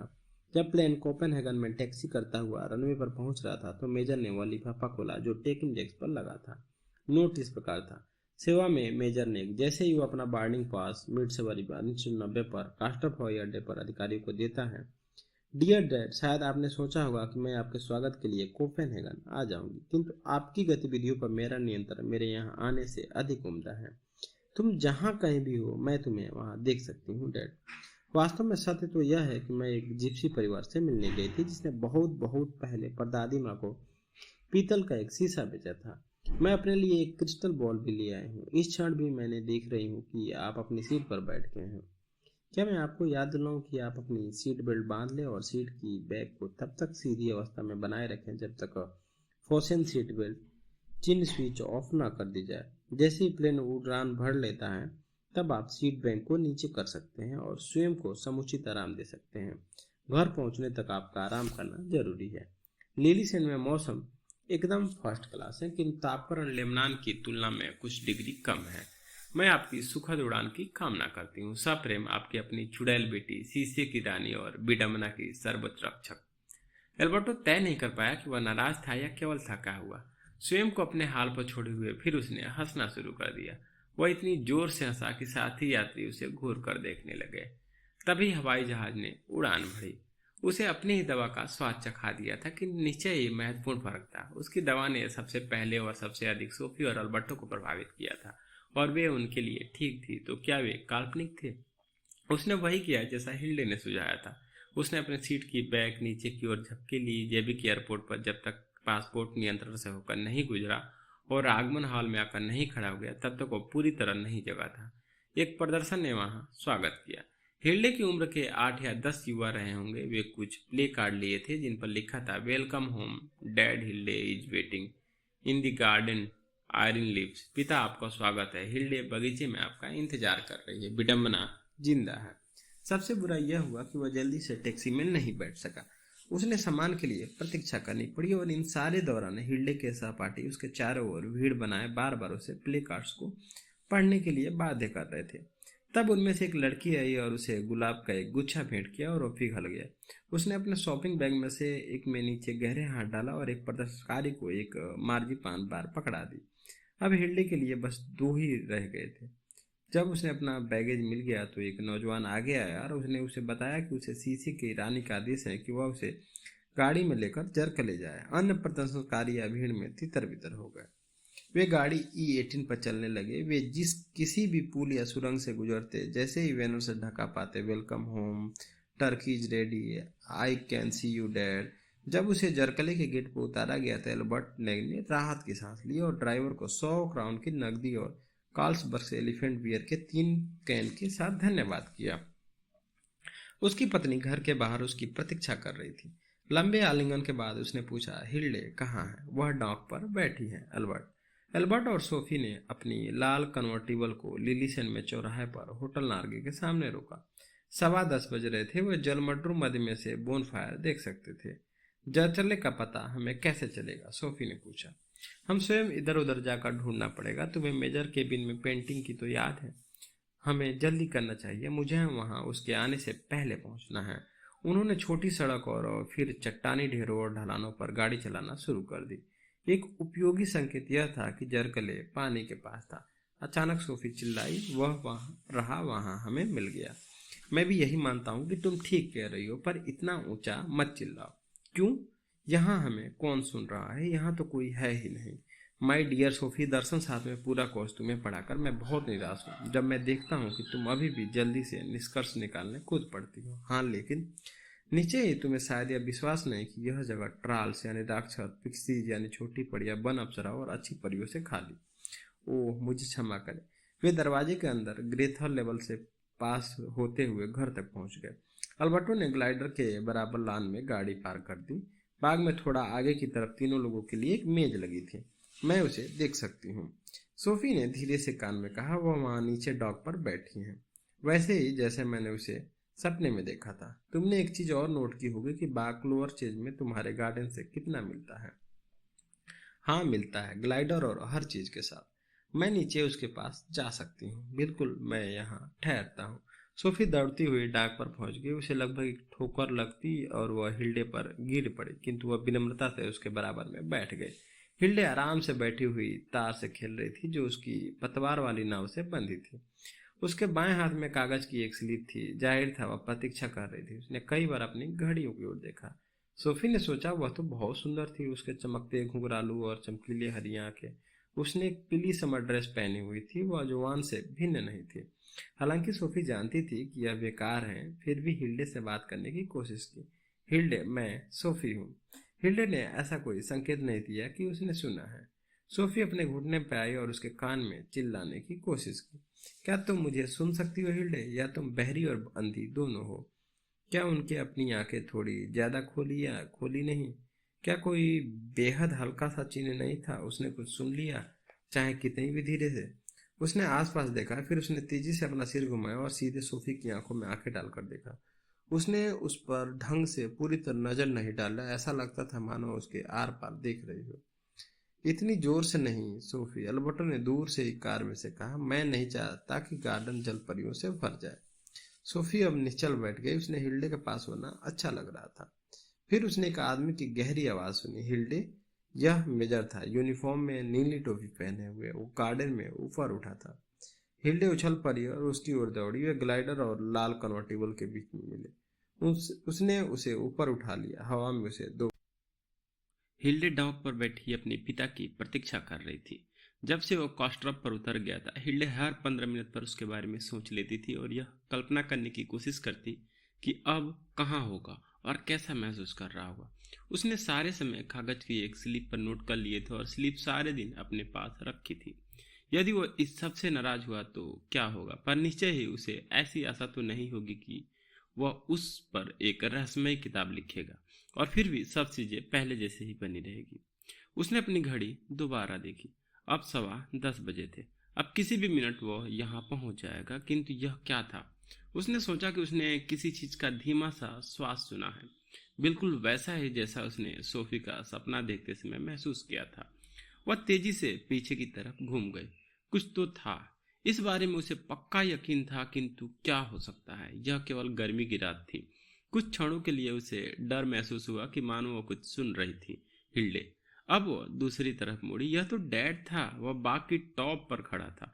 हिल्डे उछल पड़ी और उसकी ओर दौड़ी। वे ग्लाइडर के पास मिले। उसने उसे ऊपर उठा लिया हवा में और बार बार घुमाया, ऊपर ही कई बार कई चक्कर।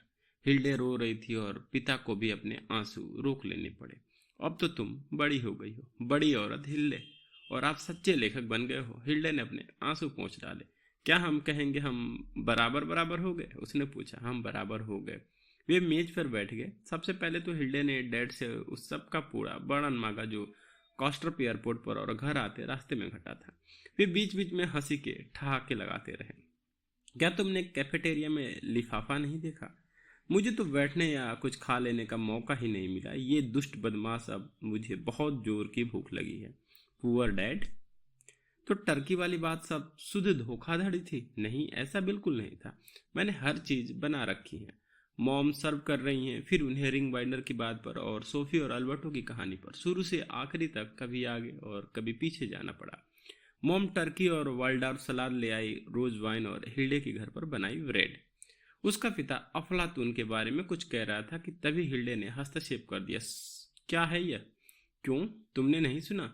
चिड़िया की तरह चीख रही आवाज। नहीं, मुझे पक्का लगा कि मैंने कुछ सुना। मेरा अनुमान है कि यह खेत का चूहा था। जब उसकी मां मदिरा की दूसरी बोतल लेने गई, उसके पिता ने कहा, किंतु दर्शन शास्त्र का कोर्स अभी पूरा नहीं हुआ है। अभी पूरा नहीं हुआ? आज रात मैं तुम्हें ब्रह्मांड के बारे में बताने जा रहा हूँ।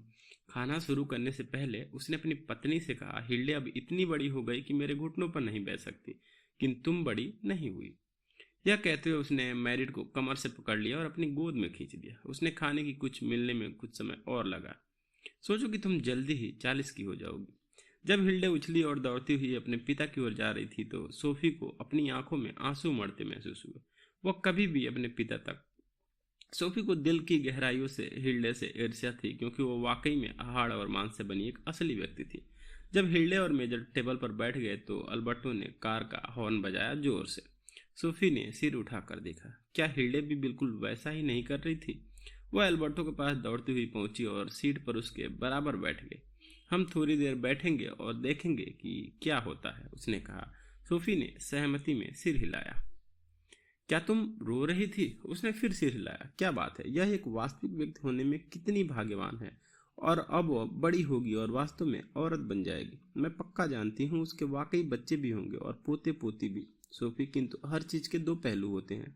यही तो मैंने कोर्स की शुरुआत में तुम्हें पढ़ाने की कोशिश की थी। कैसा, आपका मतलब क्या है?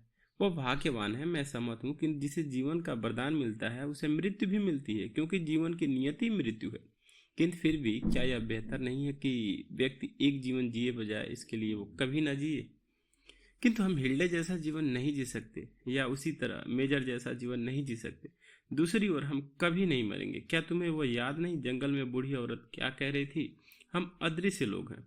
उसने बतलाया था कि वह 200 वर्षों की है और उसकी मिड समर पार्टी में हमने कुछ ऐसे जीव देखे जो 3000 वर्षों से भी ज्यादा उम्र के थे। शायद मुझे हिल्डे से सबसे ज्यादा ईर्ष्या इस सब से होती है, उसका पारिवारिक जीवन। किंतु तुम्हारा भी तो अपना परिवार है। तुम्हारी एक बिल्ली है, 2 चिड़िया और एक कछुआ। किंतु हम तो वह सब पीछे छोड़ आए। नहीं छोड़े क्या? नहीं, किसी तरह नहीं। यह तो केवल मेजर है जिसने उन्हें पीछे छोड़ा है। उसने अपनी किताब का आखिरी शब्द लिख दिया है, माय डियर, और अब वह हमें फिर कभी नहीं पा सकेगा। क्या इसका यह मतलब है कि हम वापस जा सकते हैं किसी भी समय जब हम चाहें, किंतु हम सिंड्रेला के कैफेटेरिया के पीछे जंगल में कुछ नए मित्र और बनाने जा रहे हैं। नैक परिवार ने अपना भोजन लेना शुरू कर दिया। एक क्षण के लिए तो सोफी को आशंका है कि वो अभी क्लोवर चीज की दार्शनिक गार्डन पार्टी जैसी ही न हो जाए। एक बिंदु पर तो ऐसा लग रहा था कि मेजर मैरिट को टेबल पर ही लिटा लेगा, किंतु इसके बजाय उसने उसे अपने घुटनों पर खींच लिया। यह परिवार जहां भोजन कर रहा था, एल्बर्टो की कार वहां से काफी दूर पार्क की हुई थी। उनकी बातचीत यदा कदा ही सुनती थी। सोफी और अल्बर्टो बाग को टकटकी लगाए देख रहे थे। उनके पास गार्डन पार्टी की अफसोसमंद परिणति और सारी तफसीलों पर सोचने के लिए खुला समय था। परिवार आधी रात से भी ज्यादा होने तक टेबल से नहीं हुई था। हिल्डे और मेजर टहलते हुए ग्लाइडर तक पहुंचे। उन्होंने मैरिट की ओर वेब किया जब वो सफेद पूते मकान की तरफ जा रही थी। मोम, तुम चाहो तो सोने चली जाओ, हमें तो ढेर सारी बातें करनी है। द विंग वैंग बड़ा धमाका शीर्षक है। हम भी सितारों की धूल है। हिल्डे ग्लाइडर में अपने पिता के बराबर आराम से बैठ गए। लगभग आधी रात हो चुकी थी। वे बैठे हुए खाड़ी के उस पार देखते रहे। थोड़े से सितारे आसमान में हल्की रोशनी लिए झिलमिला रहे थे। डॉक के नीचे पत्थरों पर कोमल मंद लहरें थपथपा रही थी। उसके पिता ने मौन तोड़ा। यह एक विचित्र विचार है कि हम ब्रह्मांड में एक छोटे से ग्रह पर रहते हैं। हाँ, सूरज के चारों ओर चक्कर लगाने वाले ग्रहों में पृथ्वी एक है, किंतु पृथ्वी ही अकेला जीव है सारे ब्रह्मांड में शायद एकमात्र ग्रह। यह संभव है, किंतु यह भी संभव है कि ब्रह्मांड जीवन से ओतप्रोत हो। ब्रह्मांड अकल्पनीय रूप से बढ़ा है। दूरियां इतनी ज्यादा हैं कि हम उनका माप प्रकाश मिनटों और प्रकाश वर्षों से करते हैं। ये वास्तव में है क्या? एक प्रकाश मिनट वह दूरी है जो प्रकाश एक मिनट में तय या पूरी करता है, और यह एक लंबा रास्ता है क्योंकि प्रकाश अंतरिक्ष में 3 लाख किलोमीटर प्रति सेकंड की रफ्तार से चलता है। इसका अर्थ हुआ एक प्रकाश मिनट 3 लाख का 60 गुना है, या 1 करोड़ 80 लाख किलोमीटर। एक प्रकाश वर्ग लगभग 10,000 करोड़ किलोमीटर होता है। सूरज कितना दूर है? यह 8 प्रकाश मिनटों से थोड़ा अधिक दूर है। जून के गर्म दिन सूरज के प्रकाश की जो किरणें हमारे चेहरे को गर्माहट देती हैं, वे हम तक पहुंचने से पहले ब्रह्मांड में 8 मिनट चल चुकी होती हैं। चलते रहिए। प्लूटो जो सौर प्रणाली में सबसे दूर ग्रह है, हमसे 5 प्रकाश घंटे दूर है। जब एक खगोल शास्त्री एक टेलीस्कोप द्वारा प्लूटो को देखता है तो वास्तव में 5 प्रकाश घंटे पीछे जाता है। हम यह भी कह सकते हैं कि प्लूटो का चित्र हम तक पहुंचने में 5 मिनट लगते हैं। इसकी कल्पना करना थोड़ा कठिन है, किंतु मैं सोचती हूँ कि मैं समझ रही हूँ। यह अच्छा है हिल्डे, किंतु यहाँ पृथ्वी पर हमने अपने आप को सही दृष्टिकोण में लाना बस शुरू किया ही है। हमारा अपना सूरज मिल्की वे या आकाशगंगा नाम के सितारों के समूह में से, जिसमें 40,000 करोड़ सितारे हैं, एक है। यह आकाशगंगा एक बड़े डिस्क जैसी है और हमारा सूरज इसके वर्तुकाल बाहों में से एक में स्थित है। जाड़ों की एक साफ रात में जब हम आसमान में ऊपर देखते हैं तो हमें सितारों की एक विस्तृत पट्टी दिखलाई देती है। ऐसा इसलिए है कि हम आकाशगंगा के केंद्र की ओर देखे होते हैं। मेरा ख्याल है इसी कारण आकाशगंगा को स्वीडिश भाषा में विंटर स्ट्रीट कहते हैं। आकाशगंगा में जो सितारा हमसे सबसे नजदीक है उसकी हमसे दूरी 4 प्रकाश वर्ष है। हो सकता है यह सामने दिखलाई देने वाले दीपों के बस ऊपर हो। यदि तुम यह कल्पना कर सको कि सितारों को देखने वाला इसी समय वहां बैठा हुआ एक बड़े सशक्त टेलीस्कोप से हमें देख रहा है, तो वह जरकले को ऐसा देखेगा जैसे यह 4 वर्ष पहले था। हो सकता है वह एक 11 साल की लड़की को ग्लाइडर में अपने पैर झुलाते हुए देखे। अविश्वसनीय, किंतु यह तो सबसे समीपवर्ती तारे की बात है। संपूर्ण आकाशगंगा या नेबुला जैसा हम इसे कहते हैं 90,000 प्रकाश वर्ष चौड़ी है। यह उस समय को वर्णन करने का दूसरा तरीका है जो प्रकाश को आकाशगंगा के एक सिरे से दूसरे सिरे तक जाने में लगता है। जब हम आकाशगंगा में किसी ऐसे सितारे को देखते हैं जो सूरज से 50,000 प्रकाश वर्ष दूर है, तो हम समय में 50,000 प्रकाश वर्ष पीछे जाकर देखते हैं। ये विचार इतना बड़ा है कि इसके लिए मेरा सिर बहुत छोटा है। तो फिर हमारे लिए अंतरिक्ष में देखने का एक ही तरीका रह जाता है, समय में पीछे देखना। हम यह कभी नहीं जान सकते कि अब इस समय ब्रह्मांड कैसा है। हम सिर्फ यह जानते हैं कि तब यानी बहुत पहले यह कैसा था। जब हम इसे सितारों को देखते हैं तो हजारों प्रकाश वर्ष दूर हैं, तो हम अंतरिक्ष के इतिहास में हजारों वर्ष पीछे की ओर यात्रा कर रहे होते हैं। इसे समझ पाना तो पूरी तरह से असंभव है, किंतु जो कुछ भी हम देखते हैं वो हमारी आंखों में प्रकाश लहरों के रूप में आता है, और इन प्रकाश लहरों को अंतरिक्ष में से होकर यात्रा करने में समय लगता है। हम इसकी तुलना थंडर या गड़गड़ाहट से कर सकते हैं। हम हमेशा ही बिजली की कौंध देख लेने के बाद भी गड़गड़ाहट सुनते हैं। इसका कारण यह है कि ध्वनि लहरें प्रकाश लहरों की तुलना में बहुत धीमी चलती हैं। जब हम गड़गड़ाहट शोर सुनते हैं तो मैं किसी ऐसी चीज का आवाज सुनता हूँ जो थोड़ी देर पहले घटित हुई है। सितारों के साथ भी यही बात है। जब हम ऐसे सितारों को देखते हैं जो हजारों प्रकाश वर्ष दूर हैं, तो मैं ऐसी घटना के गड़गड़ाहट का शोर देखता हूँ जो समय में हजारों वर्ष पहले की हुई थी। हाँ, अब मैं समझी। किंतु यहाँ तक तो हम केवल अपनी आकाशगंगा की बात कर रहे हैं। खगोल शास्त्री कहते हैं कि ब्रह्मांड में हमारी जैसी 10,000 करोड़ आकाशगंगाएं हैं और हर आकाशगंगा में 10,000 करोड़ सितारे हैं। हम अपनी आकाशगंगा के सबसे निकट आकाशगंगा को एंड्रोमेडा नेबुला कहते हैं। यह हमारी आकाशगंगा से 200 करोड़ प्रकाश वर्ष दूर है। इसका अर्थ हुआ कि इस आकाशगंगा को हम तक पहुंचने में 20 लाख प्रकाश वर्ष लगेंगे। तो हम जब आकाश में ऊपर एंड्रोमेडा नेबुला को देखते हैं तो हम समय में 20 लाख वर्ष पीछे देख रहे हैं। यदि इस नेबुला में कोई चतुर सितारे देखने वाले हों तो मैं केवल इतनी ही कल्पना कर सकता हूं कि वह बस इसी समय अपने टेलीस्कोप को पृथ्वी की ओर लगाए हुए हैं, तो वह हमें नहीं देख सकेगा। यदि वह भाग्यशाली रहा तो वह केवल कुछ चपटे चेहरे वाले निएंडरथाल्स को ही देख पाएगा। यह तो अद्भुत है। जिन सबसे दूर आकाशगंगाओं का हमें ज्ञान है वे हमसे लगभग 1,000 करोड़ प्रकाश वर्ष दूर हैं। जब हमें इन आकाशगंगाओं से संकेत मिलते हैं तो हम ब्रह्मांड के इतिहास में 1,000 करोड़ वर्ष पीछे चले जाते हैं। यह हमारी सौर प्रणाली अस्तित्व से लगभग दोगुना है। आपकी यह बातें तो मेरा सिर चकरा रही हैं। यद्यपि यह समझना बड़ा कठिन काम है कि समय में इतना पीछे चले जाने का क्या अर्थ है, फिर भी खगोल शास्त्री ने कुछ ऐसा ढूंढ निकाला है जिसका हमारे विश्व चित्र के लिए अत्यंत महत्व है। क्या? प्रकट रूप में कोई भी आकाशगंगा अंतरिक्ष में वहां बनी नहीं रहती जहां यह है। सारी आकाशगंगाएं एक दूसरे से अत्यंत तेज रफ्तार से दूर जा रही हैं और वे जितनी ही हमसे दूर होती जाती हैं उनकी रफ्तार उतनी ही तेज हो जाती है। इसका अर्थ है कि आकाशगंगाओं के बीच की दूरी हर समय बढ़ रही है। मैं इसे देखने की कोशिश कर रही हूँ। यदि तुम्हारे पास गुब्बारा हो और तुम इस पर काले निशान लगा दो तो जैसे जैसे गुब्बारे में हवा भरोगी यह काले निशान एक दूसरे से दूर होते जाएंगे। ब्रह्मांड की आकाशगंगाओं में यही हो रहा है। हम कहते हैं कि ब्रह्मांड बढ़ता जा रहा है। इसमें ऐसा क्यों होता है? अधिकांश खगोल शास्त्री बढ़ते हुए ब्रह्मांड के बारे में एक ही स्पष्टीकरण देते हैं। एक समय 1500 करोड़ वर्ष पहले ब्रह्मांड का सारा तत्व अपेक्षाकृत छोटे स्थान पर जमा था। सारा तत्व इतना घना था कि गुरुत्व ने इसे भीषण रूप से गर्म कर दिया। अंत में वो इतना गर्म हो गया और इतनी शक्ति से बना हुआ था कि इसमें विस्फोट हो गया। हम इस विस्फोट को बिग बैंग या बड़ा धमाका कहते हैं। मुझे तो इसके विचार मात्र से कंपकपी आ जाती है। बिग बैंग के कारण सारा तत्व ब्रह्मांड में सभी दिशाओं में फैल गया, छिटक गया और जैसे ही यह क्रमिक रूप से ठंडा हुआ इससे सितारे व आकाशगंगा और चांद यूं ग्रह बन गए। किंतु मैं सोच रही थी कि आप कह रहे थे कि ब्रह्मांड अभी भी बढ़ता जा रहा है। हाँ, मैंने कहा था, और इसी करोड़ों वर्ष पहले हुए धमाके के कारण बढ़ता जा रहा है। ब्रह्मांड का समय रहित भूगोल नहीं है। ब्रह्मांड एक घटना है, यह हो रहा है। ब्रह्मांड एक विस्फोट है। ब्रह्मांड में आकाशगंगाएं अकल्पनीय रफ्तार से एक दूसरे से दूर उड़ी जा रही हैं। क्या वे सदैव ऐसा ही करती रहेंगी?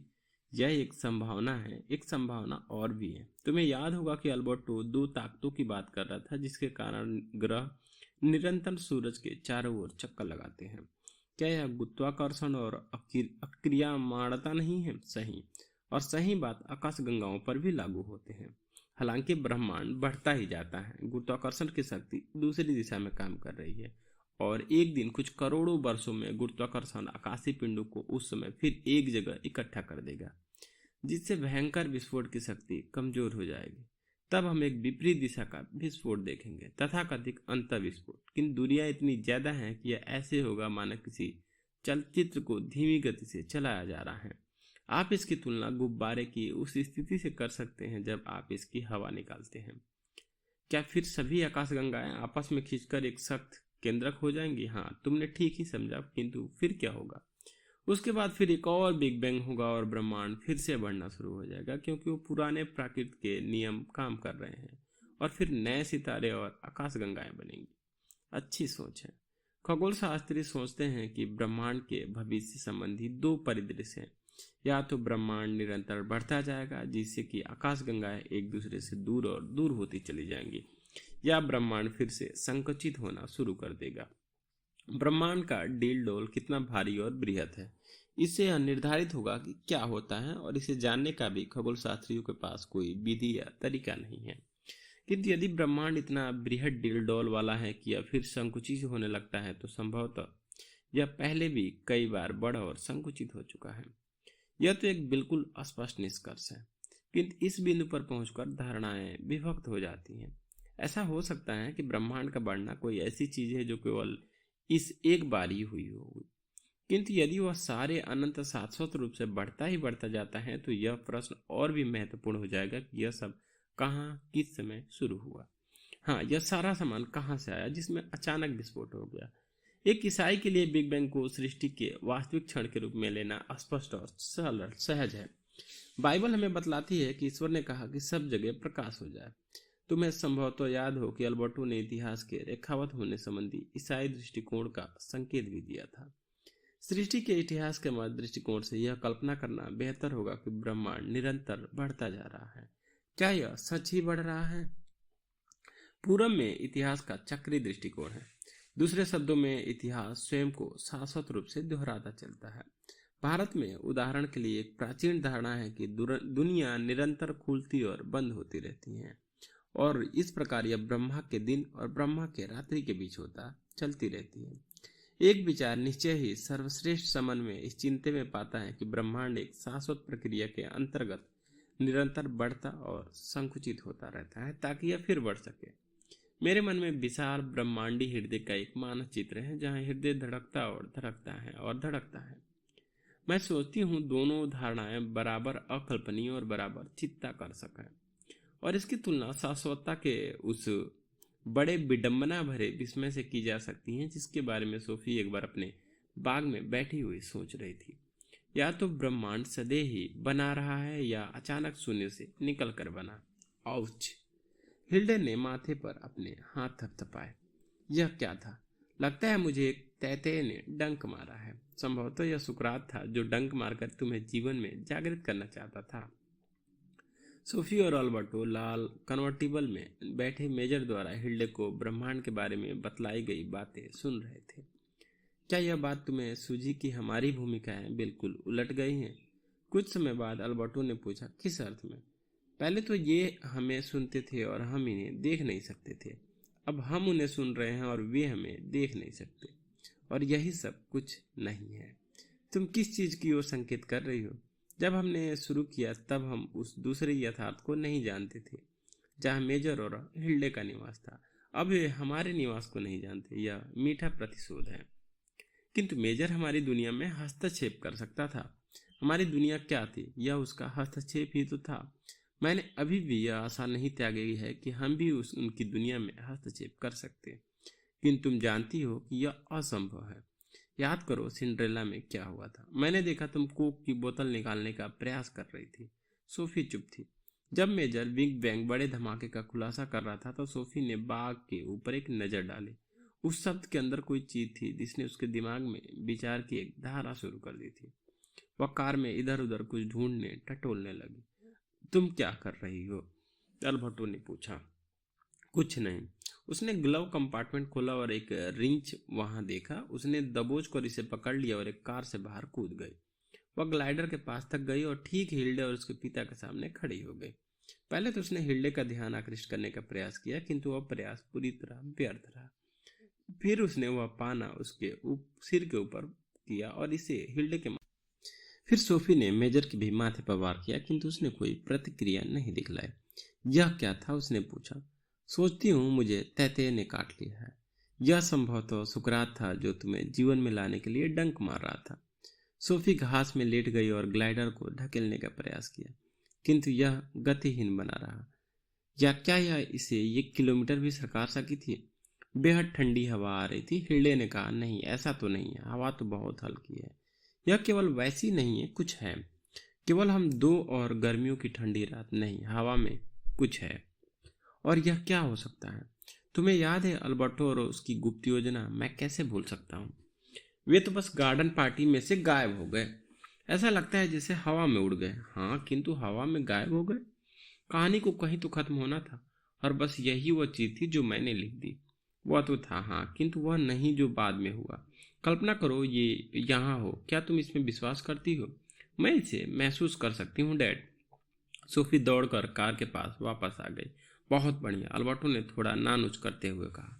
सोफी अपने हाथ में मजबूती से पाना पकड़ी गाड़ी में चढ़ रही थी। तुम में तो असाधारण प्रतिभा है सोफी, बस प्रतीक्षा करो और देखो। मेजर ने हिल्डे को अपनी बाहों में ले लिया। तुम लहरों का विस्मयकारी खेल देख रही हो? हाँ, कल हमें पानी में नाव अवश्य उतारनी है। किंतु क्या तुम हवा में अजीब फुसफुसाहट सुन रही हो? देखो, और सूखे पत्ते कैसे कांप रहे हैं। ग्रह सजीव है, मालूम है तुम्हें। तुमने लिखा था कि पंक्तियों के बीच में कुछ है। हाँ, मैंने लिखा था। शायद इस गार्डन में भी पंक्तियों के बीच में कुछ है। प्रकृति पहेलियों से भरी पड़ी है, किंतु हम तो आकाश के सितारों की बात कर रहे हैं। शीघ्र ही सितारे पानी पर भी होंगे। यह ठीक है।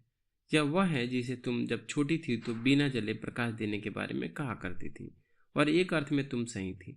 बिना जले प्रकाश देना और बाकी प्राणी उन तत्वों के बने हुए हैं जो एक समय एक सितारे में घुले मिले थे।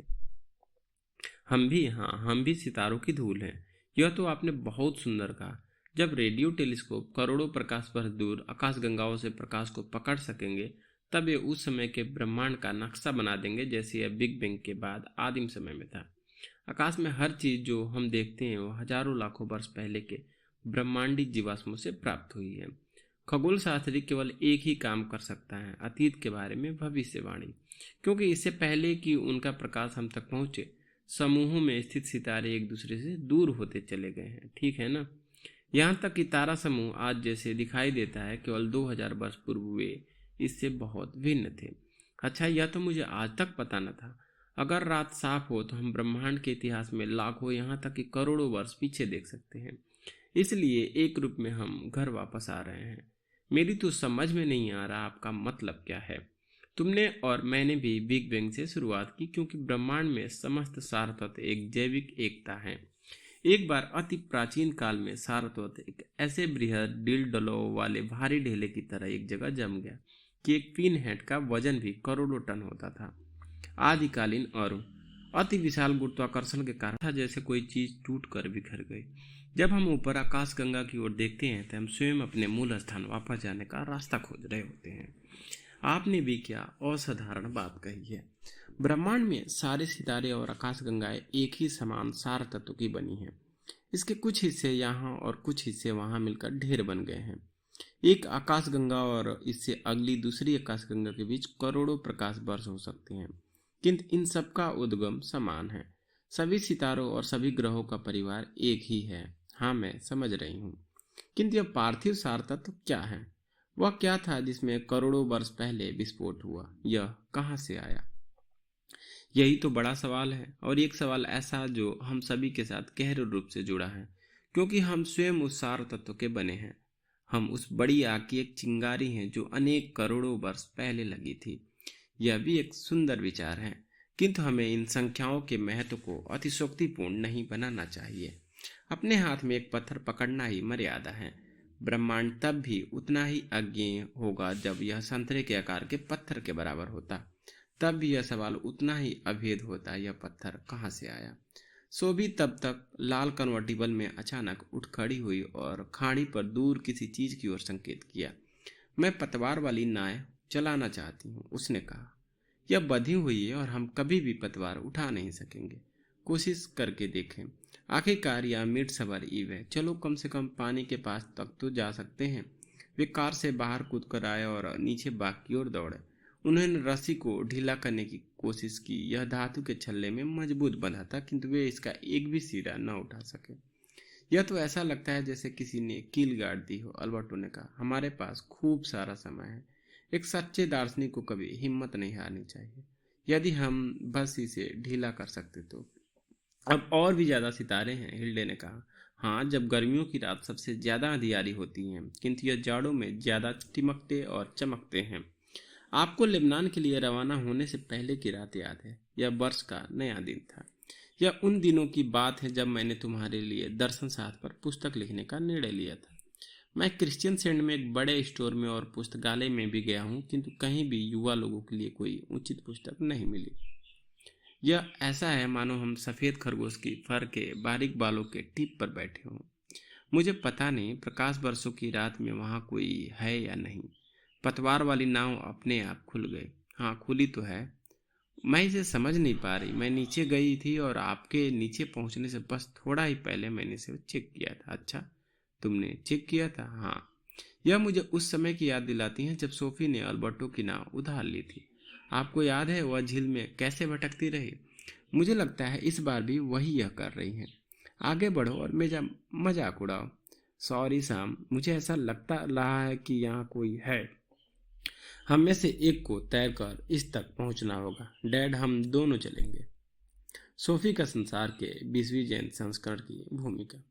क्या दार्शनिक प्रश्न अपरिवर्तनशील यानी सदैव वही अथवा अभिन्न रहते हैं? इस प्रश्न का उत्तर है हाँ तथा नहीं। दोनों तरह से जिया जा सकता है। विश्व के स्वरूप तथा विश्व में हमारी भूमिका पर प्रश्नों की आवश्यकता हजारों वर्षों से हमें चिंतन करने के लिए प्रोत्साहित तथा विवश करती रही हैं। हमारे विश्व के चित्र में कुछ ऐसा है कि दार्शनिकों को इस विषय पर विचार करने की अनिवार्य आवश्यकता से निरंतर जूझना पड़ रहा है। हम अपने अस्तित्व को लेकर सदैव चमत्कृत होते रहेंगे तथा इसके प्रति अपने विस्मय भाव